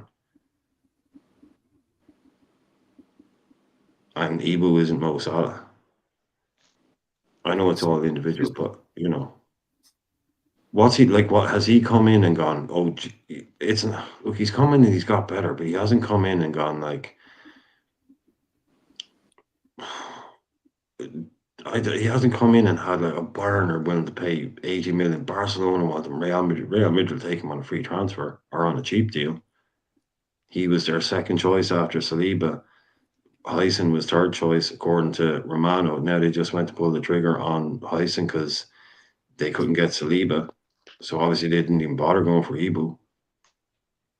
They rate Huijsen above Ibu.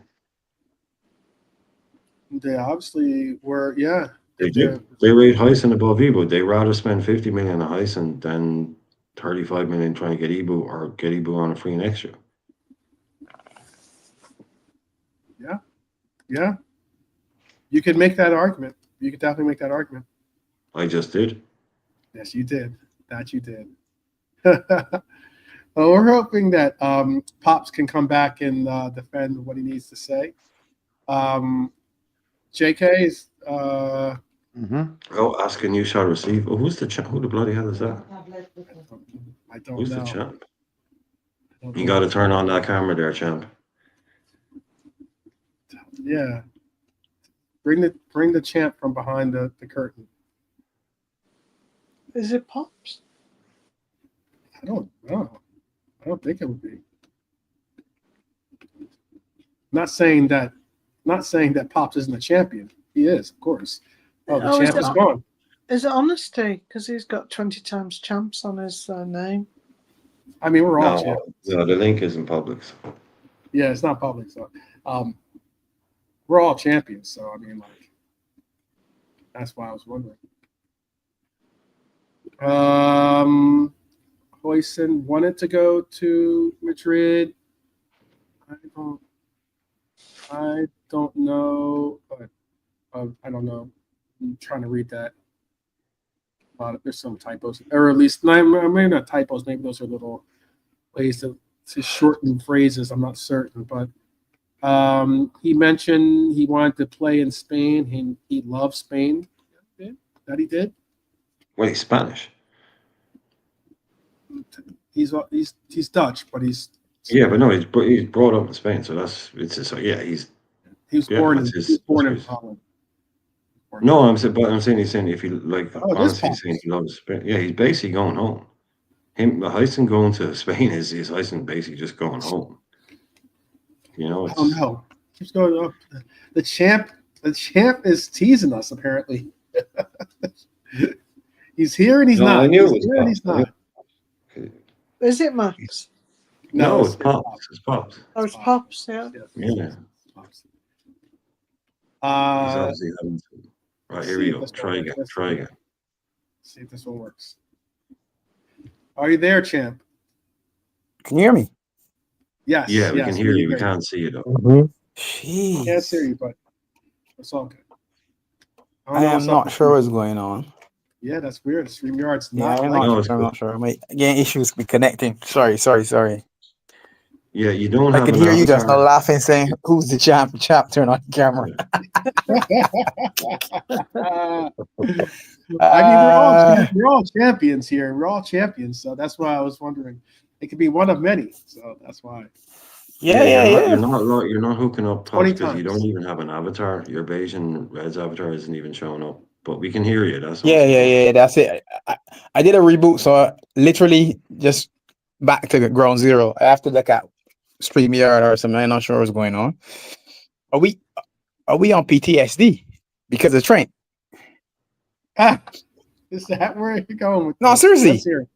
Let's hear it. No, seriously, because I'm hearing some talk about Ibu that I've never heard before at this sort of level. To be honest, I've heard he made mistakes. I've heard he's been injured, but before the injury was he's obviously going to get injured because Trent leaves him on his own to defend, and he has no cover at defensive midfield, and he does all the donkey work because Van Dijk is on the left. Okay. I don't know. I mean, for me, I've said this on your show. I've said this on your channel. I've said this on my channel too. I've been open about the fact that I was one of the first to say too. I got a lot of flack for saying it. I said when Ibu was unavailable, it was beyond frustrating. And then especially when Ibu, I mentioned that one particular moment when this is during the Klopp era, where he was unavailable for us. We were quote unquote holding him out. We had international break coming up, and we weren't going to play him. We weren't going to play him before international break. He was going to have all international break to get better as well. He went on to international break, played a full game, played a full 90 in I think both games, to tell you the truth, and then came back. Wasn't injured in either of those games. Came back to Liverpool and was held back from being on the roster again. And it's like, okay, man, we get it. Like, as in maybe you'll go, that one more step, or maybe I understand it's 2 medical staff evaluations for him, but it was frustrating because I want a center half that's going to bring me the kind of consistency that Arsenal had in their center half pairing, because I think that makes a difference when it comes to defense, at least. 12. Remember when he had the Stone Cold Steve Austin knee brace on, and he was playing as well? Yeah, and then he was absent to, I think, the game or two after that. And that was our fault because to me he should never have played. But Pops, who was the manager when he was doing that? Who was the manager when he had that knee brace on? Why? I'm just wondering. What's the relevance? He's going with there. He knows that's leading to something. But go ahead. What's the relevance? I'm not answering the question before you give me the relevance. I'm not slandering the modern day Shankly. I'm not slandering the modern day Shankly. Wow. Okay. You're a hard fish to catch. I know. I got to change. There you go, Laszlo. You know that already. Yeah, but you know what was going to happen in the boat. That's Jurgen Klopp is sending them out there, going, strap it up, baby, go out there, you play. Pause. Yeah. To me, we've got a coach now that's better at reducing injuries, preventing injuries. Clearly, something he's well known for. Not the coach, it's his team. It's part of their mantra. Whereas Klopp was like, foot to the floor, pedal to the metal, let's go. We'll worry about it later, kind of thing. So I think a lot, and Trent bombing forward, Ibu having to cover. That's not Trent's idea. That's not Ibu's idea. That's Jurgen Klopp's idea. Not only that, I mean, but you're rewarding him for that work now.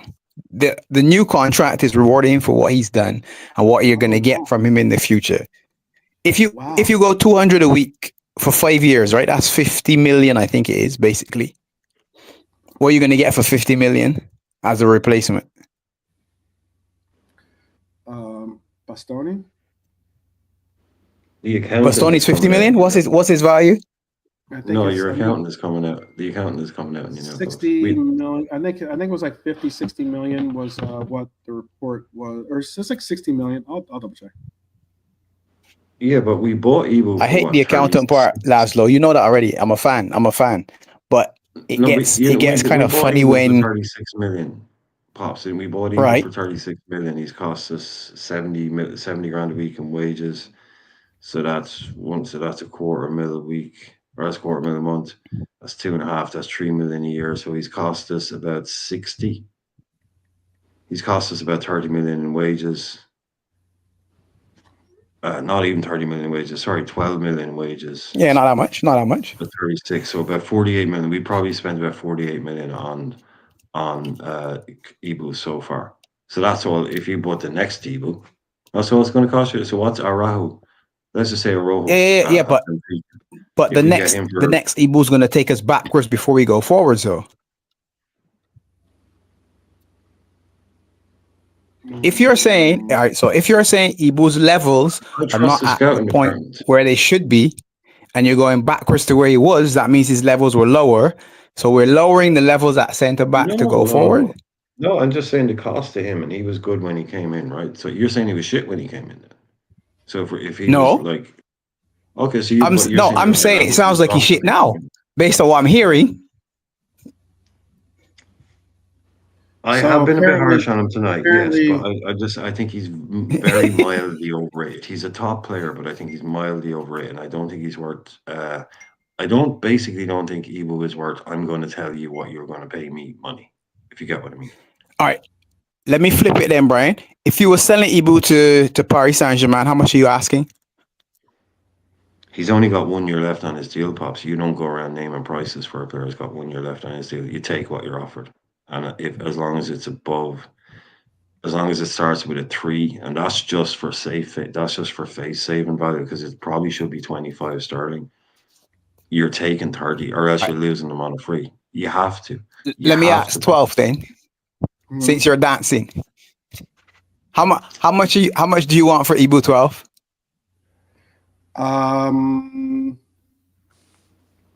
75 million. 1 year left on his deal.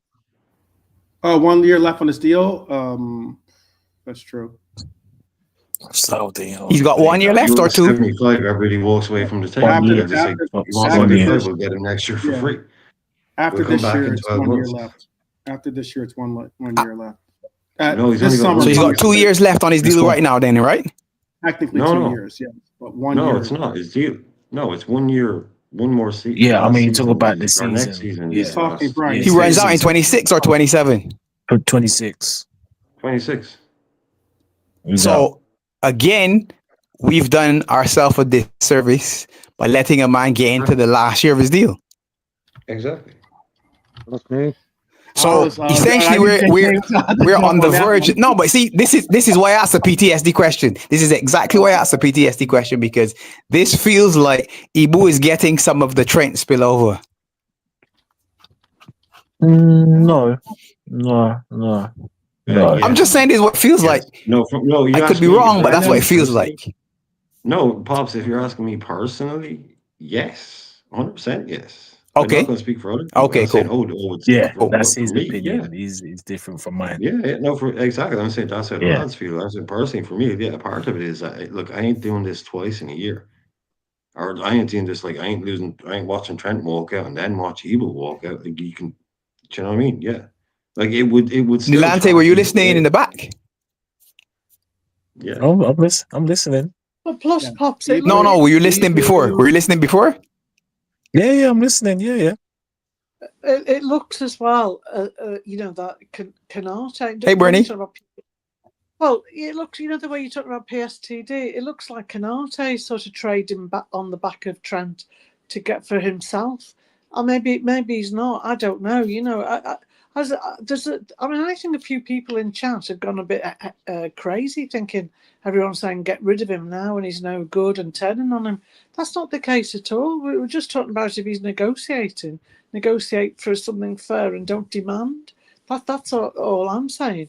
It's not a case of turning on him. Is he perfect now? Is he anywhere as good as VVD. Sorry, yeah, but no, I don't think he is. Can he grow and get better? Probably, hopefully, you'd hope so. And pay him accordingly, pay him a fair price, but don't let him dictate to you. That's all I'm saying. He's making currently. I know I'm gonna try to get through this much because it's gonna the tends to take up a lot of my RAM on my computer. But currently, Ibu is making £70,000 a week. He signed in July of 2021 and had a 5-year Before contract. bonuses, by the way, before bonuses. Yeah, before bonuses. There doesn't show any of his bonuses, but they'll all he's have made making a nice lump of money now that we won the league. They'll all have a nice As they should, though. bonus package. As they should. He's signed until 2026 on this deal. On his current 1 year. deal. So technically, 1 year. Technically, he has 2 years, considering that this is still this year. He still has this year to complete. Then he has an additional year after the summer, obviously, to complete. So he'll be coming up on his final season. He has 1 year left. Still next year. Yeah, exactly. Yeah. He's talking. So in summer, he either extends or he's sold, basically. They'll be getting his Well, Or you're yeah, back in a situation where you're hoping that he resigns at the end of the final year. Mm-hmm. And you got to think, though, and this is just me speaking from my perspective, you got to think that as much as you're not factoring in his injury record, and I'm not going to go far as to say the bozo gene that some people throw in there, but the injury record, you got to figure that, okay, why, if we value this player so much, then why wouldn't? It's one thing that we got hoodwinked by Trent, but why wouldn't we have gotten him signed to an extended deal? But it would have been the same period, though, on 12. His 2 years would have been a year ago, which puts him at the same spot, basically, where Salah and VVD and Trent, the deal wasn't done. So it's the same sort of cycle window, whatever you want to attribute it to those. He's in that just at the back end. Because it's a 2 year window that you really want to start having the discussion. It's 2 years. At year 2 left is, all right, we're coming to do the extension. What are you doing? No, I'm not extending. Okay, well, I'm going to have to start shopping you.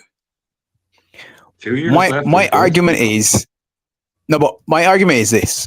We won, and the money thing, I hate doing the numbers on the money and, we shouldn't be doing this or isn't worth that.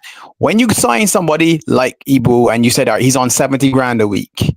He's on 70 grand a week. And if you go through the league, I'm sure you're saying to yourself, he really should have been on whatever, 100 plus. When we asked him to sign before Virgil signed, he said no. And it's exactly why I said this, that he was going to say no. He was waiting to see if Virgil was going to resign.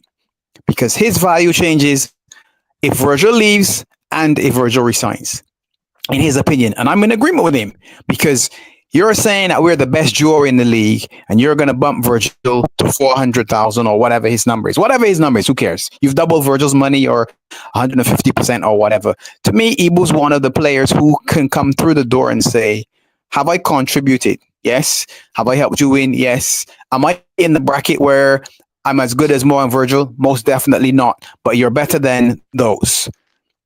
If you're demanding 200, I say, you know what? You're on 70, 80, whatever it is. Double that is 150 and bonuses. What are you saying? To me, I start high, you start low, and we work something out in the middle. Right. So if we're saying he's asking for 200 and that's too much, that's just what we've heard.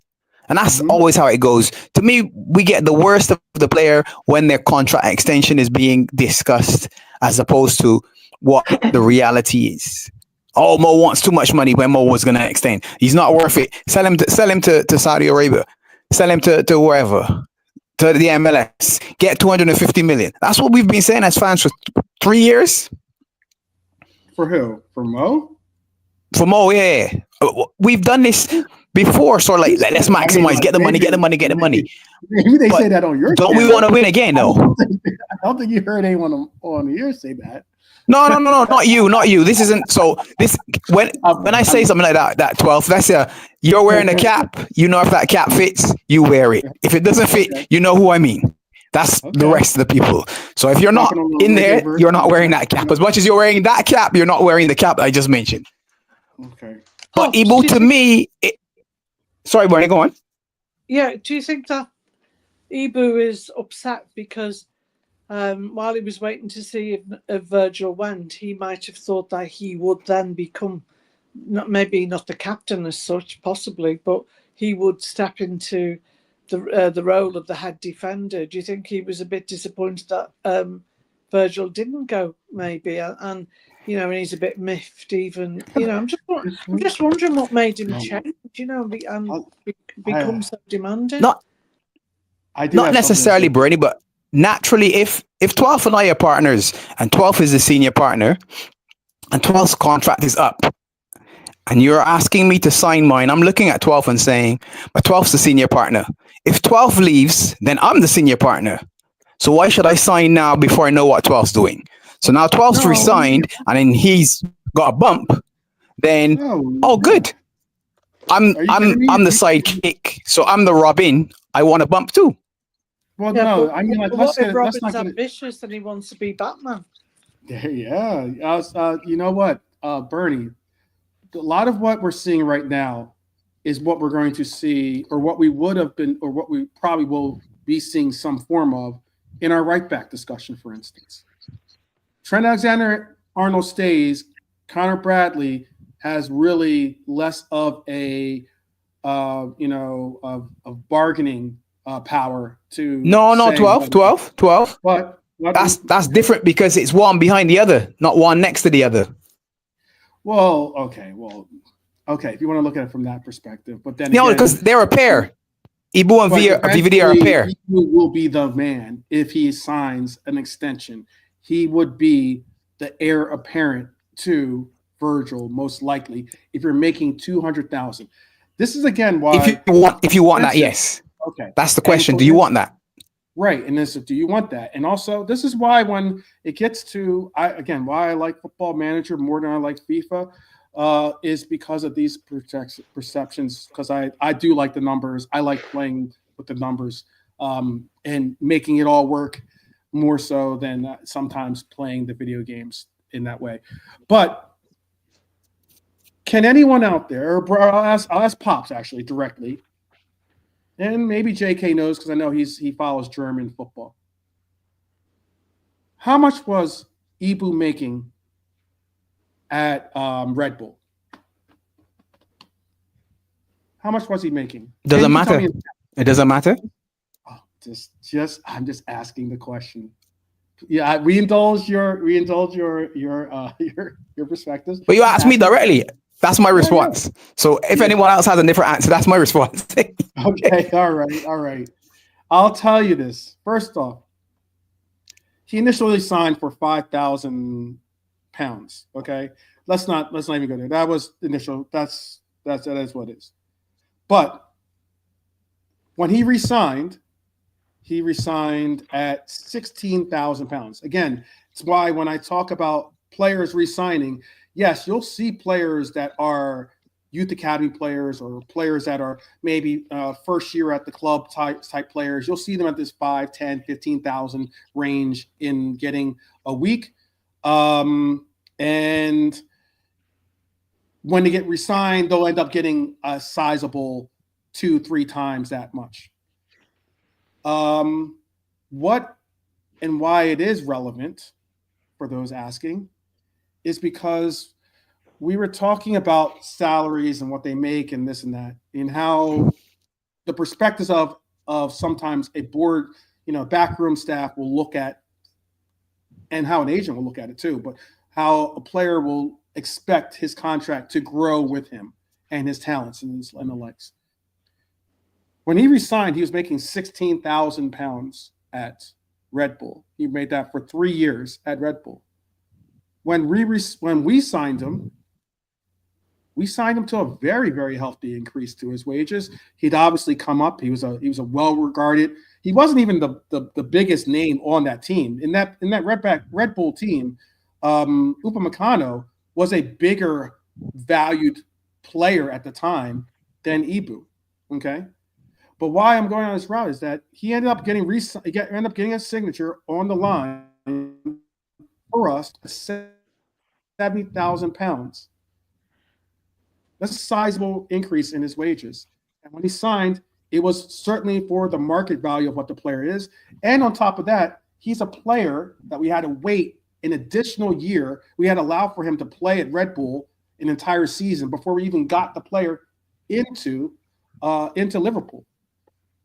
So when you talk about, what, the back earnings or pay and this and that and stuff, why I'm bringing up all these points is because he has seen his salary be a market valued salary for the player.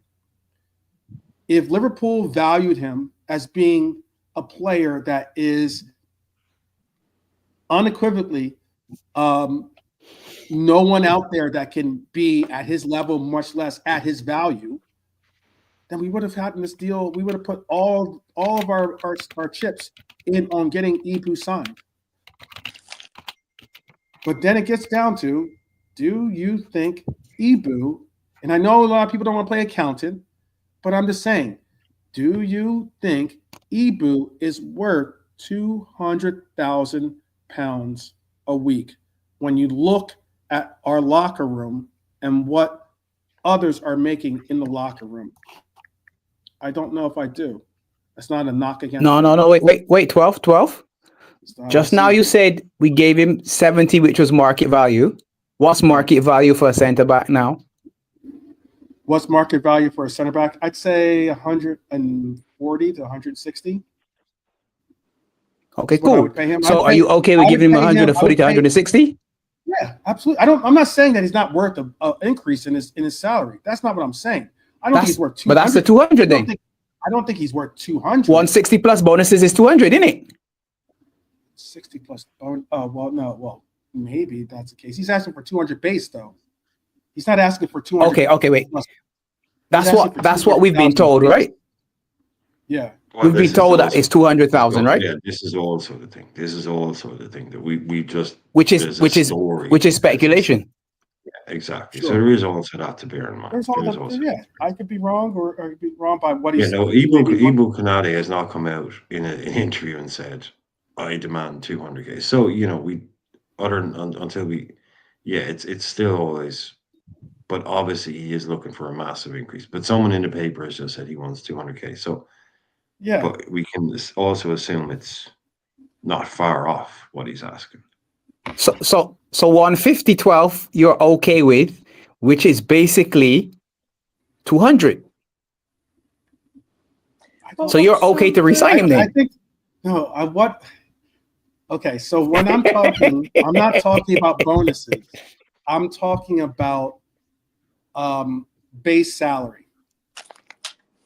I'm talking about his base salary. I'm not talking about any bonuses. I'm just talking about base which is salary. 150 you just said. 140 to 160. So let's say 150. Make it nice and round. Yeah, because look, when it comes to Liverpool, they've been for the most. Do I think that Ibu is more valuable than McAllister? No, I don't. You might, but I don't. I think McAllister offers our team more than Ibu. Shout out to Ibu, but I just think McAllister's that guy. McAllister makes £150,000 a week. Can I see paying Ibu more than McAllister? Again, no. The same. You just said 150. The same. I said 140, but yes, I got you. 150. Okay, good. We just rounded. Yeah. So can I see him making? Can I see a player making around the same amount of money as McAllister? I can be comfortable about that, but I'm not comfortable in saying that Ibu, you should make £50,000 more than McAllister, because then I now have to look at McAllister and say, I'm going to have to probably get back into the boardroom or into the meeting room and have to negotiate something for Ibu, or excuse me, for McAllister, because McAllister's going to look at it and say, I'm worth more than 150,000 apparently. How far into his deal is McAllister? McAllister signed in 2023. He goes to 2028. So he's got after this deal, after this year, or after this. Yeah. When I speak Season? on numbers, when I tell you what the numbers are, I say 4 years. That's including this year that we're currently in. So he'll have 3 years technically, but realistically. So essentially, we got 1 more year before we have to start talking to him as well. 13 months. When I say just if someone's deal is up at the end of next season, then basically they've got 1 year. I know technically they got 1 year left, yeah. But I mean that deal is they're going to be into that's 30th of June, right? So just for the sake of ease, when you say to someone in the chat, oh, he's got 2 years left, and someone's like, I thought he's only 1 year left. Yeah, they mean basically from this summer, which we're basically in, he has 1 year left on his contract. Even though he's got 6 weeks left on this year. Yeah, I understand that Chiesa is making a lot of money, and people could argue that back. But I would go as far as I know, and I get that. But maybe that's the reason why they want to get him off their books. Maybe that is a reason, or maybe that is something that they want to get off. A reason why they want to get him off the books. But I said Gravenberch, or I said McAllister. I think Gravenberch is a player that you could argue has a little bit more of a positive ceiling, when it comes to players. He's making 150,000 pounds a week. But you started him at 150. His contribution was a 150 when he started. Who's? Ryan Gravenberch was 150,000 when he started. From the beginning. Yeah, sure. He's only here he walked in on a big deal. Right. So okay. He makes 150,000 a week. Let's flip the argument then. Let's flip the argument 12. Also, by the way, at Bayern Munich, he was making 149,000 pounds. Oh yeah, exactly. He was on big, he was a huge big money deal. before he came to Liverpool. Yeah, Gravenberch was a big deal. And Gravenberch having to sign that deal says that that's a deal where it's connected. In my opinion, that's a deal that's connected to a player that has not exactly had incredible accolades to say that he deserves more than 150,000 or to go up from 150 or 149 as I'm seeing right now. He's on 149,180 pounds a week, so basically 150. Yeah. At Bayern, but that's a huge. And he was on before that at Ajax. He was on 45,000. Yeah, it's a huge, right, but he's huge money. He joined at 150, right?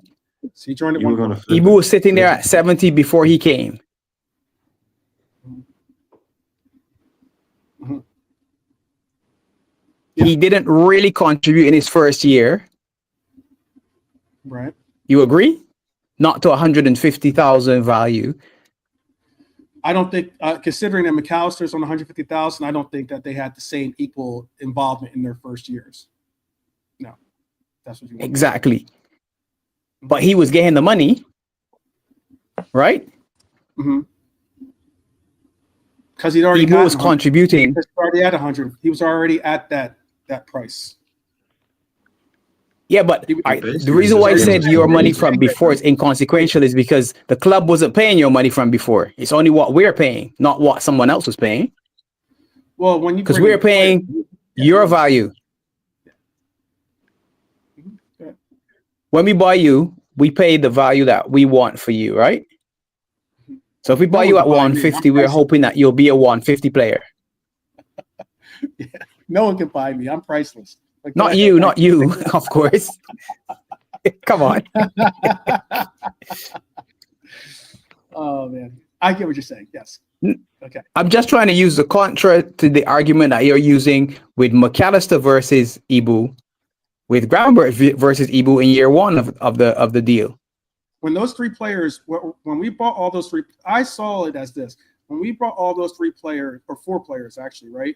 We bought Ibu, we bought Endo, we bought Dom, and we bought Grav, right? Or not, I said Ibu.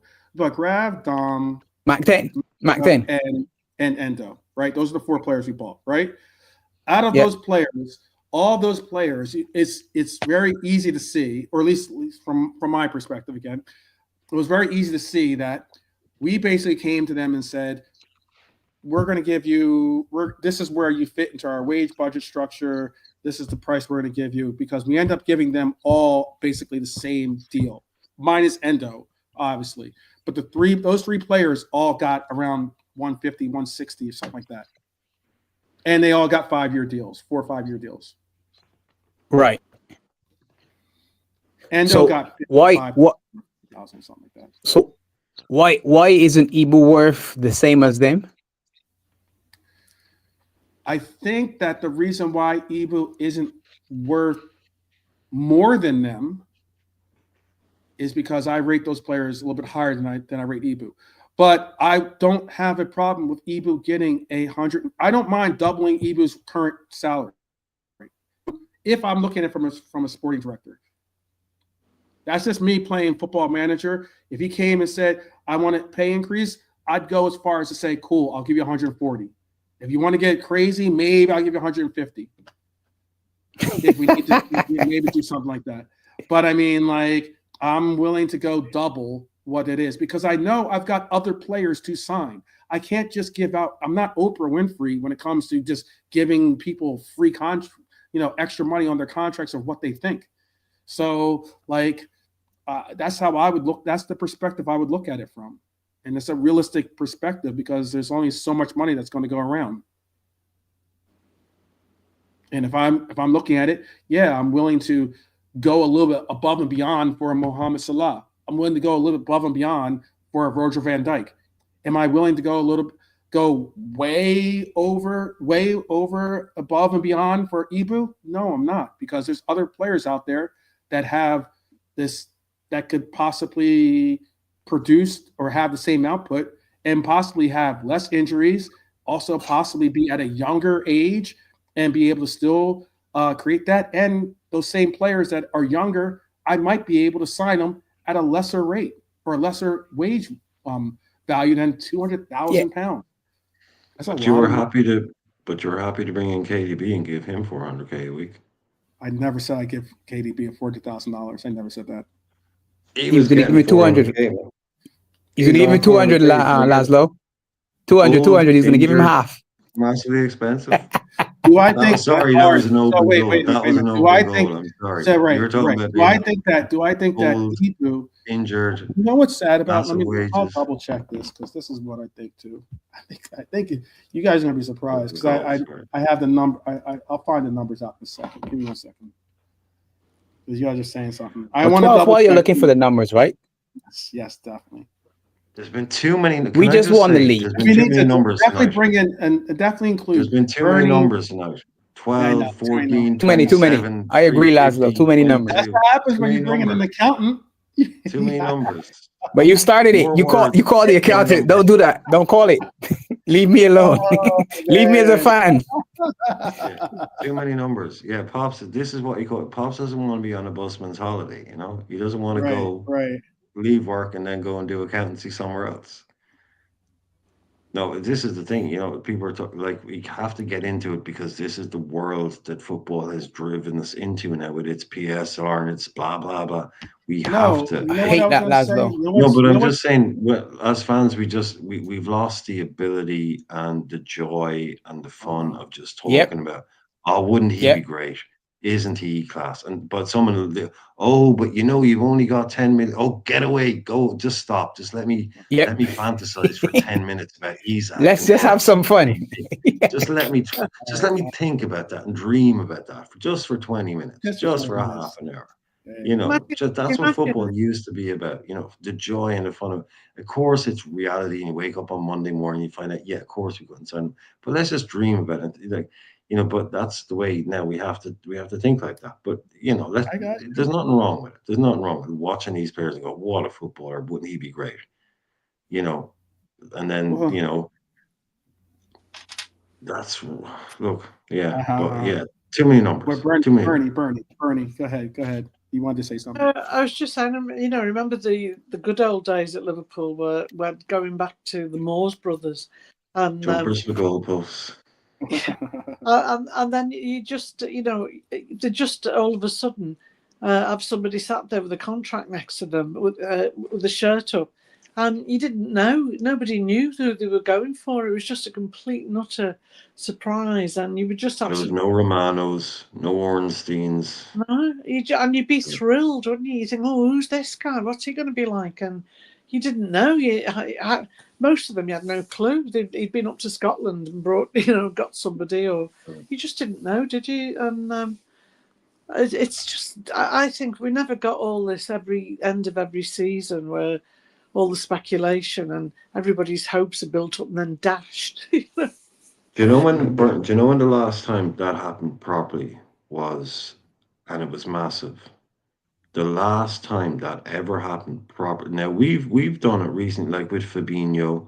People say, "Oh, Fabinho, no one knew." No, that's probably a good one. Mm. Like we lost the European Cup final, and everyone was like, and then 12 hours later we'd signed Fabinho or something, and there was no talk about that really. So that's probably a recent one. But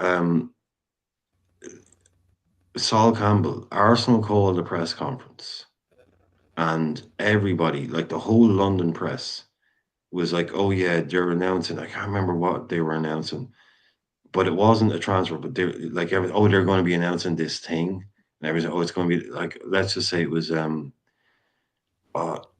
was they were going to be signing somebody, some Johnny random guy, and everyone knew it was going to be a bit of a thing." It's like, "Oh, that's where they're all showing up." And the door opened, and Sol Campbell walked in, and that's one of the most famous transfers of all time. And literally nobody in that press room knew what was happening. Nobody in the world knew what was happening. Arsenal put a smoke screen to basically, we want to call a press conference to announce the fact that we've signed like John Smith from Derby County or something. And they opened up the door, and Sol Campbell walked in. Nobody knew what was happening. We've had some shockers. No one really realistically thought that we're getting Balotelli. I'm sure no one had that on the radar. No, but I mean stuff that wasn't. There was no in terms of like. I'm not trying to disappoint your point. I'm not trying to disprove. No, I just mean that there was no talk in the media at all, and that was like one of the last times that there was like a huge transfer that was like nobody knew was happening. Now these days, you'd have a Romano out there for a week going, "This is happening. This is happening." It's like, I mean, I don't know. Yeah, I don't know about the Balotelli thing. Came out in left field. I wasn't expecting that at all. Well, you get the point. And then I get what you're saying. No, I get what you're saying. I'm not trying to disprove your point at all. I'm just saying Shaqiri was like KJ said. Shaqiri was a shocker somewhat. I wasn't expecting that at all. I know that, but let me. Go finish, Bernie. Go finish, and then I have. I was going to say Andy Robbo. He was a shock as well. Yeah. There were some players out there that I think were okay, Debbie Downers. But anyway, even Brendan had like answered the question the previous week, because that's one of Brendan's famous quotes, is sitting in a press conference saying, "I can absolutely guarantee you this club is not signing Mario Balotelli," because it had been put to him in the press conference the week before. I mean, how many people were expecting CR7 to go back to Manchester United? I get what you're saying. But I was also going to say there was the comment. I definitely want to hear our panelists, JK and Navante. I think there might have been the odd story leading up to it. But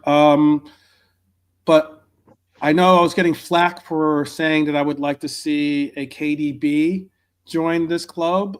I don't know how that got to be compared to Ibu. But also, if you want to talk about it, do you realize that for all the injuries that KDB has been through this year, at 33, I understand, he's only featured in 3 matches less than Ibu. Eva's played in 29 matches this year. KDB has played in 26. And I would say I'd argue to say that a good reason why Manchester City have any hope of making Europe next year is because of KDB's play towards the end of this year. If other people think elsewise, that's their opinions, but I think KDB has played very well for City. Unfortunately, he's played well enough to maybe keep them in the conversation of getting Europe comfortably. I think he's fallen out of love with City. No, he's gone. He's gone in the end of the year. No, he hasn't. Do you think he's fallen out of love with them because they're not offering him a contract or anything? No, I just think he's more angry. He's disappointed because he's willing to stay, and they've obviously decided other things. That's all it is. So all it is, wherever he is, it's for him for a chance to kind of just tell him that, look, you still got it. You should have just kept me on, really. You know, so that's all it is, Bernie. Well, it'd be good. I mean, if he did come, even as a squad player, because he'd have something to prove, wouldn't he? Yes. See, Bernie, that's why I like you. Yeah, absolutely. Spot on. No, it was brought up because you said you can't have someone who was old, injured, and on high wages. Basically, that's why it was brought up. Injured and on high wages. He wouldn't. He would be on 200,000 pounds. That's a lot. But then again, that could be compared to. It could. Okay. Let me finish my point. Let me just land my points. I would go as far as to say he would be very similar, and I hope that we would manage his conservatively, but he would be under the same pretenses of what Thiago should have been used as on this team. I know Thiago is not a welcome name that brings warm, fuzzy feelings about how we got what we got out of Thiago on the pitch, but if we could have kept Thiago healthy, and at points when we had Thiago healthy, I think Thiago was arguably one of our best players on the pitch. You could say different. Or Thiago, aka sick note. But every time he walked onto the pitch, he was probably one of the best players on the pitch. Yeah, because he's Thiago. The problem was they're talking about KDB. It's not like they're talking about like some. They're not talking. Oh, my fault. I didn't mean to cut you off. Go ahead. That's the thing. So look at Thiago. So need to keep quiet now. At any time during his career, between his peak at Bayern, if Thiago was on the pitch, he was in the top 2 or 3 players on that pitch. That's never the problem with Thiago. We never got to see that Thiago. Yeah. If we'd seen 2 years of him, we've gotten some great performance out of Thiago, but that's I think. No, I didn't say we never got to see. When I say we never got to see that, I mean we only ever got to see that from him. I say that's what I'm saying. Every time he stepped on the pitch for us, he was one of the best players on the pitch. Yeah, the problem I think the was messed up, but it only ever happened a few times. Yeah, I know. So that was the issue. Okay, he was the best player in the Premier League, but if he played 2 years for us, it was only ever the fact he didn't play. That's the only problem that was ever with Thiago. He didn't play. What's one thing that this coach has a good ability to do is one thing that he has in his resume is keeping players fit, or at least having players make it towards the end of the year. If he could do that, look, if we could have had Thiago in any one of the finals that he ended up not being able to be a part of, we're talking about different results. Have a KDB healthy, somewhat well rested enough to be able to contribute in the FA Cup final for us, or I think Thiago missed out in the FA Cup final for us, right? But is that the one where he was in tears over? No, that was the Carabao. That was the Carabao. Okay. Yeah. Yeah, So- both struggled on pens though. Yeah. But again, like if we could have a player like a KDB on deck, you know, well rested and ready to roll, I'm game for it. Use him as a luxury player if we can utilize that. Ibu's spot is not necessarily you got to pay for a luxury player. You got to pay luxury prices. I get that, but Ibu's not a luxury player. Ibu's role and position is not a role that I see as a luxury position. I want to see a center half that is available and is not only available, but is going to create a center back pairing that's going to be able to put in the minutes that's required of them. If you look at any center back pairing, or at least center halves for most teams, they're the number one, and certainly if not the number two, they're at the top 5 of minutes played for every team.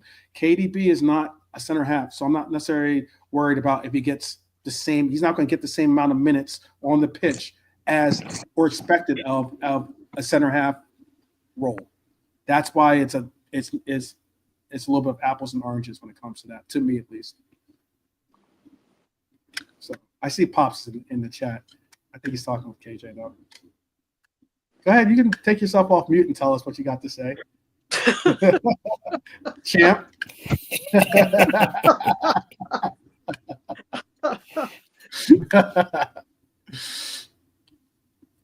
I'm letting you land. I'm letting you land. Oh, let me land. Okay. Let you land. Yeah. Pops, who are you going to be? If you're the champ, which boxer are you going to be? Muhammad Ali. There's only one champ. Oh, Come on. wow. Come on, Wow. Bernie. Good choice. Wow. Come on, Bernie. You know I'm old school. Yeah, good choice. I would have said Marvelous Marvin Hagler or something like that. Oh, No. close. Close second. Sugar Close Ray. second. Well, that's my guy too. Yeah.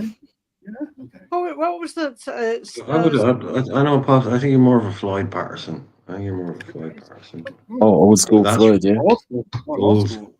That's way old school for all of us. Go on, Laszlo. What was that? Unless you're that age. What was that saying? If was it flew like a butterfly, stung like a Float bee? like a butterfly, sting like a bee. That's it. Float like a Yes. butterfly. Yes. Yeah, butterfly. Yeah, sting like a bee. Turn the light off before I get in bed. It's dark. He's so bad at making medicine. But 12, quick one. How many players are you willing to lose in our title winning side? And then if you lose that many, do you expect to go back to back? Say that question. So one more time. if you sell Ibu, so let's say it's this 200 number, whatever the number is a hard and fast, right? And he's not moving. And you say, cool, we'll sell him to Paris Saint-Germain or whatever. So we're going to be good with a new right back, a new left back, and a new centre back partner for VVD and expect to win the Prem again? Just asking the question. Do I? So if center halves is the position that I believe is the key to winning the Prem, right? One of them, Is agreed. is signing Ibu the answer to assuring us another Prem? Is that what you're basically asking? No. Oh. No. All right, so I'm missing out. All right. Let me go back. As it stands right now, let's just say Ibu's in the team, right? We need another centre back already, yeah? Mm-hmm. Left back and right back. This isn't in an ideal world, not necessarily what we're going to get, but most people say we need a left back, we need a right back, we need another centre back, we need a centre mid, and we need a centre forward. Yeah? Yes. Okay. That's your. That's 5. Yeah. Mhm. So essentially, that's a new spine. Mm-hmm. Do we think we can get a new spine and then still win the Prem next season?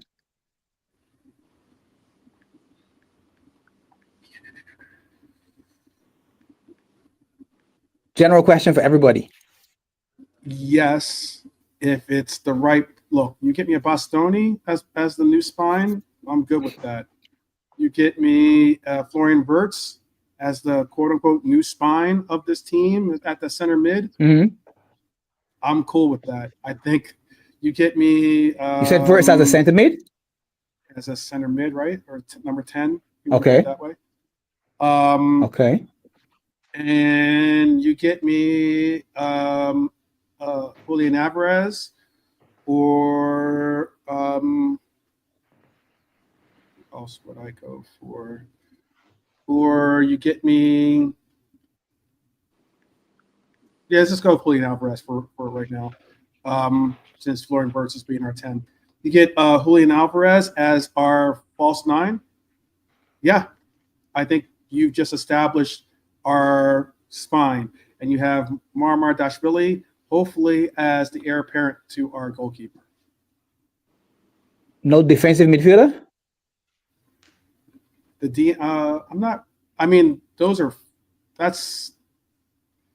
That's three major acquisitions right there. That's close to 200 yes, million. it is.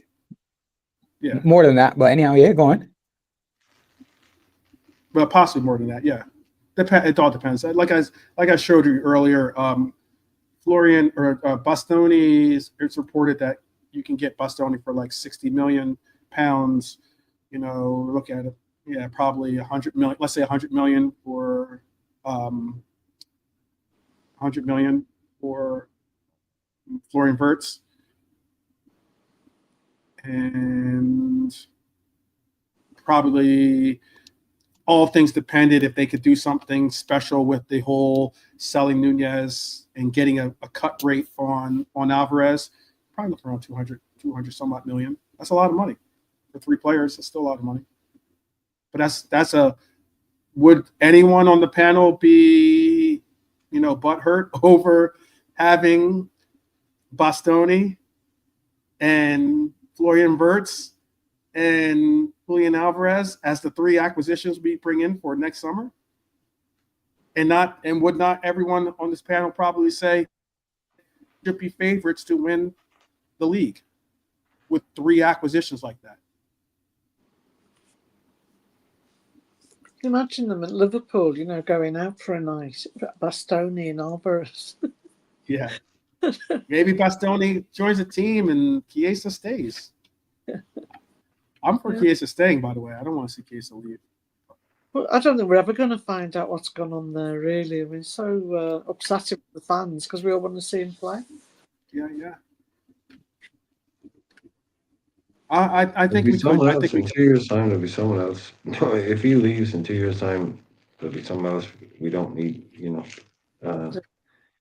have moved on. There'll be someone else coming in. But I don't know what the question. I had to step out there for a bit. But if you got Bastoni, Wirtz, and Alvarez. who was it you said? Alvarez. Yeah, I wouldn't get Wirtz and Alvarez. I wouldn't do that because I think Wirtz can play. I think if you remember back, we played when they played against us in the Champions League. Wirtz played as a false 9. He played up front. So I'd rather get someone like Isak, who drifts left, and then obviously someone like Isak. Yeah, and Isak with Wirtz, but I won't get Wirtz and Alvarez. But if we're playing, it sounds like we're playing fancy football here. So yeah, Wirtz, Bastoni, even if Brian is saying we don't need Alvarez and Wirtz, we could make that work. So Bastoni, Wirtz, and Alvarez. If I woke up tomorrow after being in 2 months, knocked out, and you said, guess what? You've been knocked out for 2 months, but Liverpool have signed while you've been asleep. We've signed Bastoni, Wirtz, and Alvarez. I'm like, okay, cool, happy to I ain't complaining about anything ever again. That would be an incredible window. Bernie, Bernie's going to be, I think, heading to bed. So thank you for joining us, Bernie. Definitely. CB. Oh, thank you. Night, guys. Take care. Good night, Bernie. Take care. Take care, Bernie. I mean, Rodrigo is a shout too. Rodrigo. He ain't happy. They're not happy. He's not happy moving. with this. We might not be signing him, but he's leaving. Yeah, he's a out shout. there. Yeah. You bring in some high high octane players, I think we could make a. I think we're the favorites next year, regardless of who we necessarily bring in per se. Next year, I still think we can be favorites because I think that Manchester City has a lot of work to do in restructuring what their direction is. I think that Arsenal or just Arsenal. 12. Stop a sec, please. Go back to City. And add what you just added to us to City. Does that make City the favorites? If City gets Florian Wirtz, Bastoni, and well, they're not bringing back Julian Alvarez, but like if they were to get, I mean, they already have swap him. Isaac instead of. Let's say they get Rodrigo. Swap whoever you want. Right? So yeah, good. They get Rodrigo. That's probably the best scenario. If They have Haaland, but they don't need a Alvarez. You know what I mean? Right, but they could use a winger. So if they got Rodrigo, so they got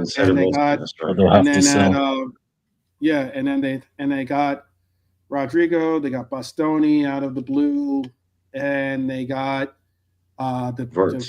Wirtz. Yeah, I would say City are probably going to be. Yeah, if they replace Jack Grealish with Rodrigo, Kevin De Bruyne with Wirtz, some Bastoni, then you might be thinking, or even a Nico Williams. I'm not happy. How about Rodri coming back? Yeah, it doesn't even have to be Rodrigo. It might be a Nico Williams. I am definitely doing some troll hate streaming if that happens. Certainly. How about that? That's why we have to strike while the iron is hot. That's why we have to put our foot on the neck of this league. Like we have to. Okay, we might not get it, but that's what I was saying on my stream last night. We might not get Florian Wirtz. Okay, we probably won't. But what we have to do is make sure that everybody in our squad, everybody in the Premier League, and everybody in Europe knows that Liverpool are in the ring for a player like Florian Wirtz. If a player like him is available, we have the money to spend on him. We have the wages, and that's the type of player we're looking at. At least we, do you know what I'm saying? We have to. We're in that ball. Yeah, we're in that. Yeah, we ain't looking at Ryan Sharkey for 20 million. How about we're this, looking Brian? at Firth for 100 million. That's where we're in. Right. I was going to say real quickly. I'll ask the panel this. We'll go each individual. I see Nalante's off, so we'll start with Nalante, then we'll go Pops, Brian, and then JK. Hopefully, will be back with us for the end of the round. But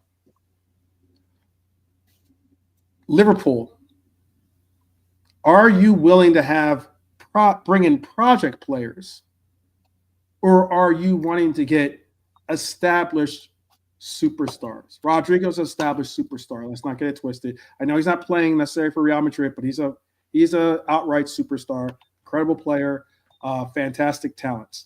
Florian Wirtz, superstar, certainly on that level, incredible player and the likes. They're not project players where you got to say, oh, well, we have to wait. We can't expect really great things from them initially from the very get-go. We got to wait a year or 2 years for that to emerge.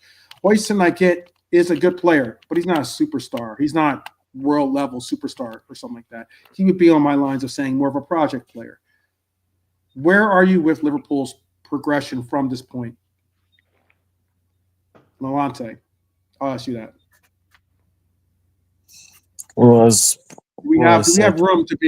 Do we have room to have those kinds of projects being acquisition? We can, but now's not the time. Like Brian said previously, the Wirtz and people like that, it's like people want Elliot. Like, for instance, for example, people want Elliot to go and you want to give me Gibbs White. I don't want a Gibbs White. What is Gibbs White so better than Elliot that he might be in better form? I don't see him as a level. If you want to get rid of Elliot, then you get a Wirtz. So that's the type of attack. If like we said, we're gonna do this, we have to make the statement. If we want to retain this crown, this back to back, we don't know how next season's gonna go. So again, yeah, so simple superstar player, and then hopefully, and again, I don't know how this is gonna work, but I'd love to see Rio and Trey. Well, Trey's got, I mean, FA Cup. I would love to see Rio get some game time at some point next season as well. From just slip them in as well. So yeah, it's all about Those are your the player. projects, man. Those are Yeah. your projects. Yeah, project, but I know, but I'm just talking about. No, that's what I'm saying. Yeah. I'm agree. Like 12 is saying to you, because I know he's probably asked me next, so I'll interrupt and kind of. But I mean, you're saying like, do you want established players or project players? Yeah, you get the established because our project players are already there. Our project players are Rio and Neoni. No, So but yeah, we need to get that in the middle bit. No, but I'm saying in the terms of our academy, not buying. That's what I'm telling in that context. Because we don't need to buy project players. We have project players there. Go for the Wirtzes, go for the Isaks, because we've got the Neonis and Rios. They can be our project players. Yeah. Okay. Don't forget Bashetic as well. But yeah, exactly. Another perfect example. Another perfect example. What about you, use Pops? them. Yeah, we'll slot use them. But Pops, what about you? What's your stance on that? Back to back, baby. Back to back. Okay. I'm not messing. You ain't talking not here Drake, for the you, fun Pops? and games. I'm here for the wins. Back to back. Like The Drake, biggest issue, I think. Yeah, man. The biggest issue we have, I think, is the market is dodgy, and the fact that we were in the big ring for Wirtz, then you get that. Oh, so you've got the money. Then whoever you're in for gets inflated as well. Unfortunately, that's the sort of, I guess, if we go back to that Caicedo mishap where it was, oh yeah, let's bid 110 then, or whatever the case may be. Do we end up in a situation where we might be in a bidding war, which you don't want to be in? But if you want that top level player, that's maybe where you end up in it. Unfortunately. So by flexing and showing that you want, sometimes they're unavoidable, Pops. Sometimes those wars are you can put in all the damn work. They can be unavoidable, but I hear what you're saying. That's the only sort of drawback to me. That's the only drawback to me. The way I looked at that Caicedo thing, I know. Look, basically, we messed that up because we let them set the price. And we went in and just went like 5 million extra. But the guy was pretty much putting on a Chelsea kit and just about to sign the contract when the phone rang. Stupid, like we tried to hijack his agent was the one behind that, I think.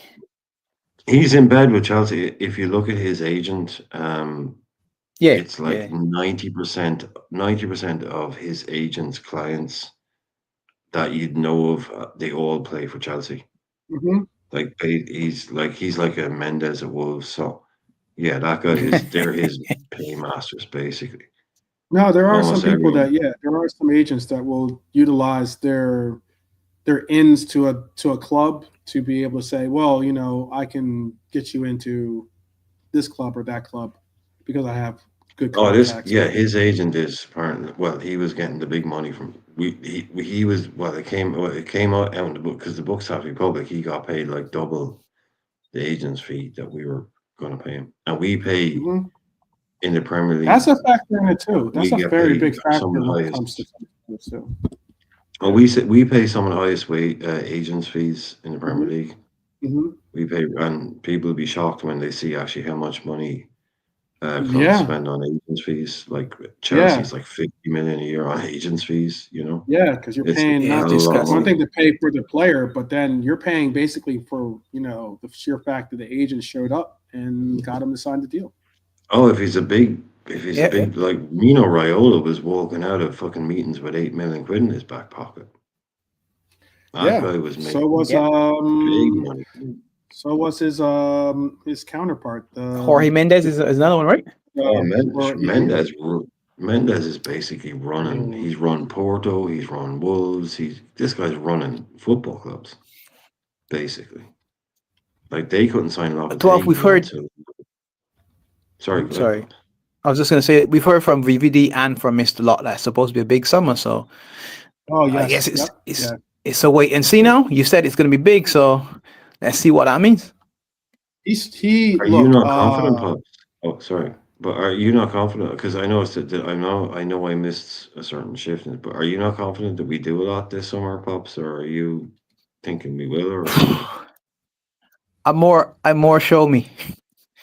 To be honest, that's me. Rafaela Show me. Her name too, by the way. Rafaela Pimenta, I think her name was. Right? Yeah, I think that. Show me. Rafaela Pimenta worked. Was the female agent who took over for Raiola after he passed away. But she was already very, very heavily involved in a lot of the ins and outs before that. She's. I knew her. I knew her name even before even when he was active, she was a name. Right. No, I was just so Pops. I was just thinking. No, sorry. You're not confident we did a lot of work this summer, Pops, or what? I'm thinking like honest, 6 out, 4 in minimum. That's what I'm thinking. I'm skeptical. I'm skeptical, Laszlo. Okay. And I'm a bit nervous because I want to go back to back. I was about to say, you just came out like your name was Drake, yelling about back to back, and now you're nervous. I want to, but that's me. I want to go back to back. That's what I was saying. You're thinking so. I was just thinking that. So when you were saying, that you're more saying that in hope than expectation, then. Yeah, that's hope, not expectations, then. Yeah, because 12. Remember, you see what I did just now when you said, "All right, we're going to be the favorites," and I said, "All right, stop a minute, flip the script, and put those players at City." Yeah. All of a sudden, it's not looking so good, though, isn't it? They spent 200 million in January.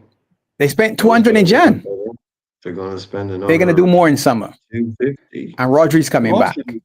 Yeah, ultimately, it comes down to chemistry of the team and everything. But I agree. Rodri's coming back. Doesn't necessarily guarantee that they're going to be back into the fold, but he's coming back. Have to wait and see how, when VVD came back, there was high expectations as to where and what his level would be. It takes a little while for you to get back to the level and back to the confidence that it takes to be at that world level that he was at and VVD is currently at. So they're going to have some growing pains with that process, being City is, if they rely on him the way that they normally did. We'll have some too. We buy a new 9. Critical. That's a critical spot. We buy a new left back and a new right back. Again, I figure there's going to be some sort of tweak to the system. And we're going to need some assistance in the middle of the park because we could see that we were short-handed. Then it's a big question mark to me about Chiesa, isn't it?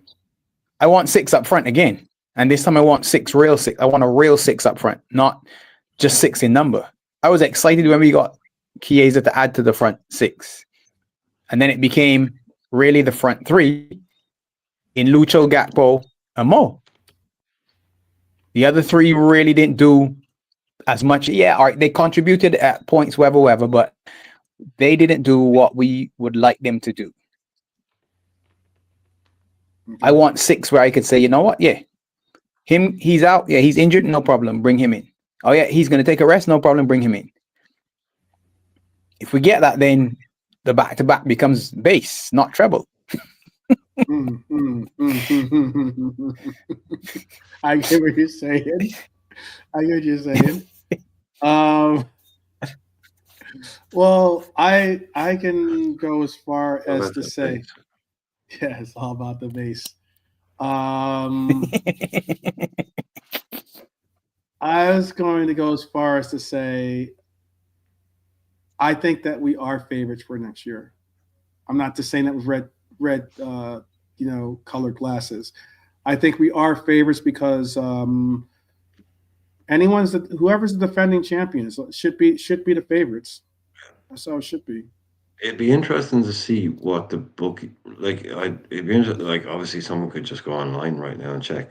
It'd be interesting to see what the bookies would I don't do, think the because books they haven't been made yet. I don't think for next oh year. no, over Yeah, they're here not going to be you out could- yet, I don't think.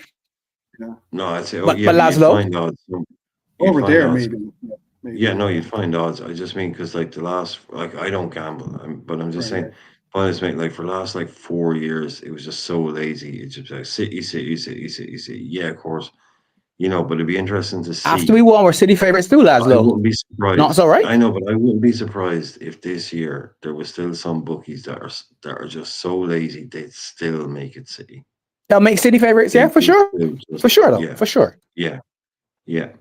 Even though, you say, but I guarantee if you went like maybe like the Paddy Powers and stuff, they'd It was still very tight. probably It wasn't have us.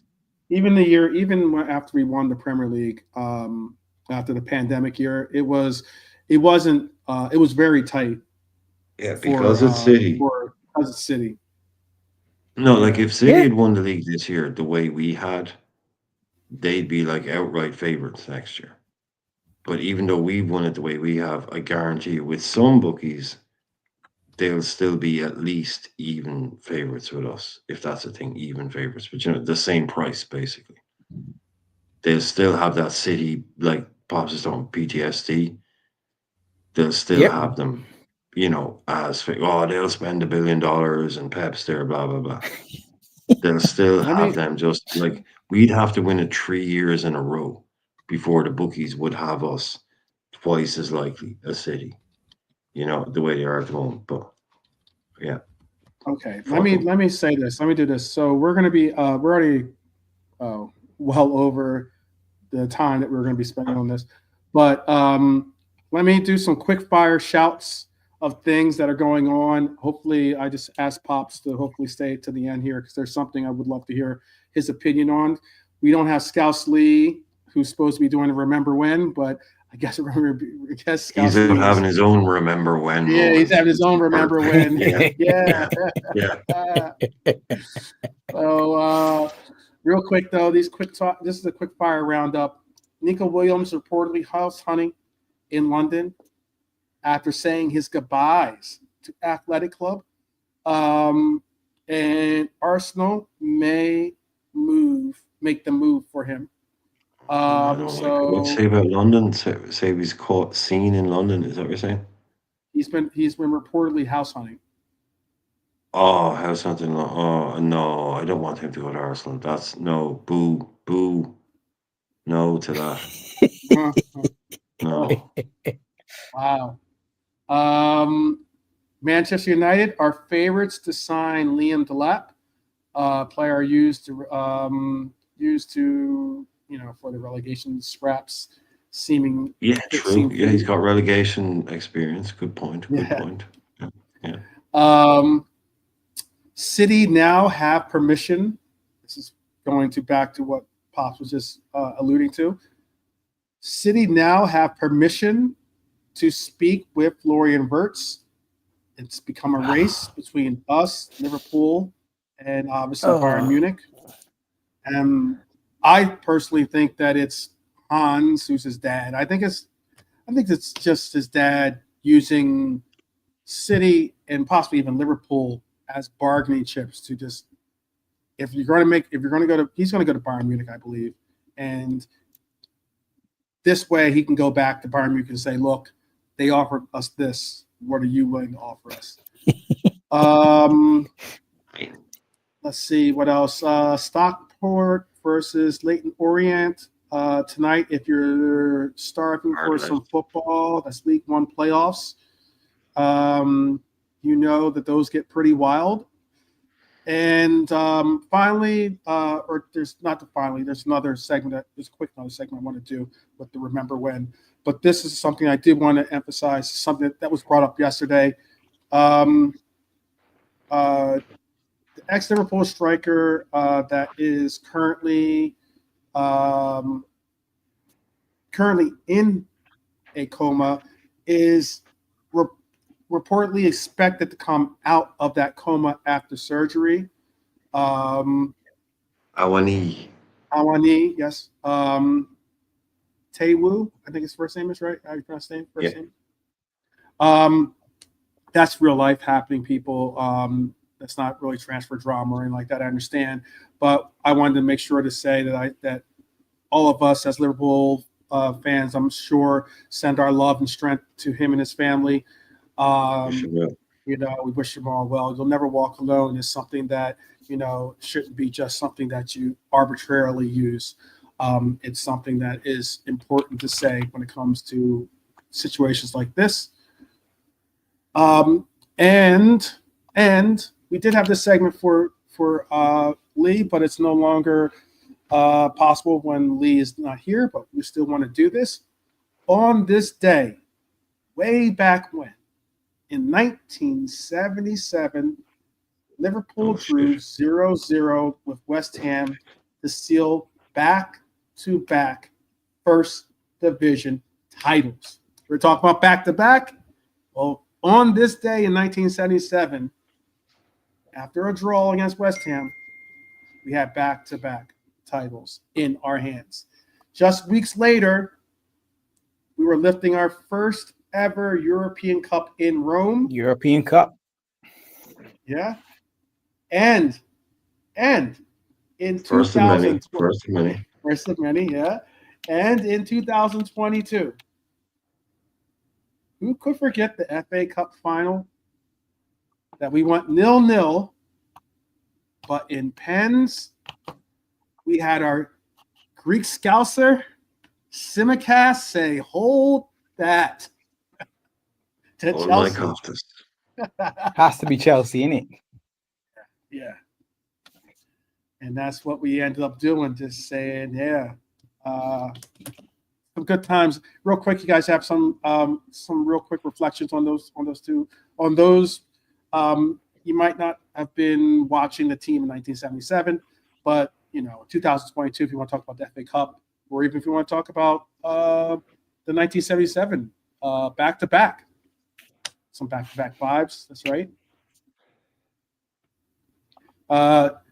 Since I don't know, JK, you with us? Yeah, bro. Yeah. You want to tell us? You want your thoughts on the FA Cup 2022 FA Cup? That this day in 2022 we ended up lifting, privileged to do so from our Greek scouser, Simi high, Simi low, Tsimikas. I would go with the back-to-back, bro, in the 70s. Yeah. I think that sort of kick-started our era as Liverpool. Mm-hmm. That was good days, man. Good days. That's what we want again now. Good days. Okay. All right. How about for you, Brian? Wasn't born, and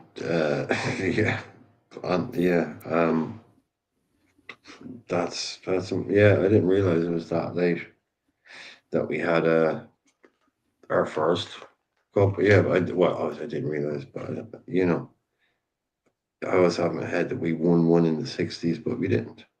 This is definitely more of a Lee thing, but it just reinforces, we used to play Chelsea a lot when Rafa and Mourinho were here, and those are some of, one of them in particular. Everyone knows that game at Anfield is probably one of the greatest games of all time, I think, as a Liverpool fan.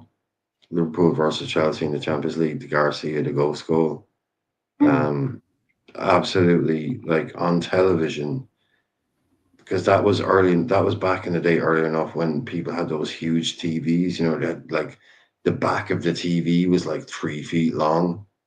When you had everyone turned, those TVs were vibrating. That television, the TV I was watching, it was in a friend's place. That thing was shaking just from the noise of it, and that was coming through the TV. That's one of the best atmospheres I've ever heard. We used to play him a lot then. In the last couple of years now, we keep playing him in cup finals, and it sucks. I hate playing them. I'm sick of playing them. But yeah, Tsimikas, Keller, great memories. yeah, beating them is it's sweet, but I don't ever want to play Chelsea in a cup final again. Is basically my point. I played them in enough cup finals. I'm sick of them. So, but I'm glad we usually win, right? Yes, Chelsea in finals we have done exceptionally Yeah, well. so it's fine. But I just hate playing them in cup finals. I've had enough of it now. But the Mourinho Rafa era is one of my favorite ever Liverpool eras. Mourinho versus Rafa. That was cool. That was intense. How about for you, Pops? Tell us what you think, champ. I'll go back to history since Laszlo did Chelsea. I'll go back to history. It was the FA Cup in '65, Laszlo. You were saying you thought we had won it in the '60s? It was Shanks in the FA Cup in '65, European I think. Cup. He meant the European Cup. Yeah. But '77 would have been King Kevin's era, innit? That's the big one. And England versus Germany, big battle as well. And I literally just looked back to see who was in that team. Bertie Vogts was in that Germany, in that Mönchengladbach side. Jupp Heynckes was in that side. Ule Stilicher was in that side. That's a big squad. They would have been a top side in obviously because the champions, it was just the champions, not the Champions League like it is nowadays. Right. Mm-hmm. But we had King Kev, we had when it was more of a when it was just the actual champions that actually got to play in the tournament as opposed to the top 4 or top 5 or whatever. Yeah. Top fucking 7 now at this stage as top well. 7, almost that. Plus 6, Man but United. yes, very close. Yes. Yeah, just looking back at that team, we had Phil Neal at right back. And I know we go on about Trent, but you Google Phil Neal for those, if they still got young people in the chat, Google Phil Neal. If you want to know about a right back, and this is not a diss on Trent, because when you Google Phil Neal, you'll see why. Crazy horse in the middle. If you thought you had enough of numbers earlier on, try 650 or whatever it is. There you go. And then look at the silverware, Laszlo. More silver, more jewelry than Mr. T, man. Yeah, I think that was the beginning of the dominance. I'm not sure if this is correct. It couldn't be correct. But apparently he played like 400 games in a row for us.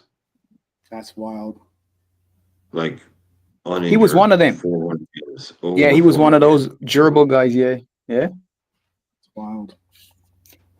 It's crazy that that's bionic man type stuff. Like that's how. Yeah, during the peak.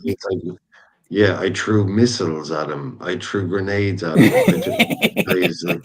He just 400 games without getting injured. There's something weird. That's like Terminator, like exoskeleton stuff or something. But these players used to play with broken bones, though. Remember that? One substitute.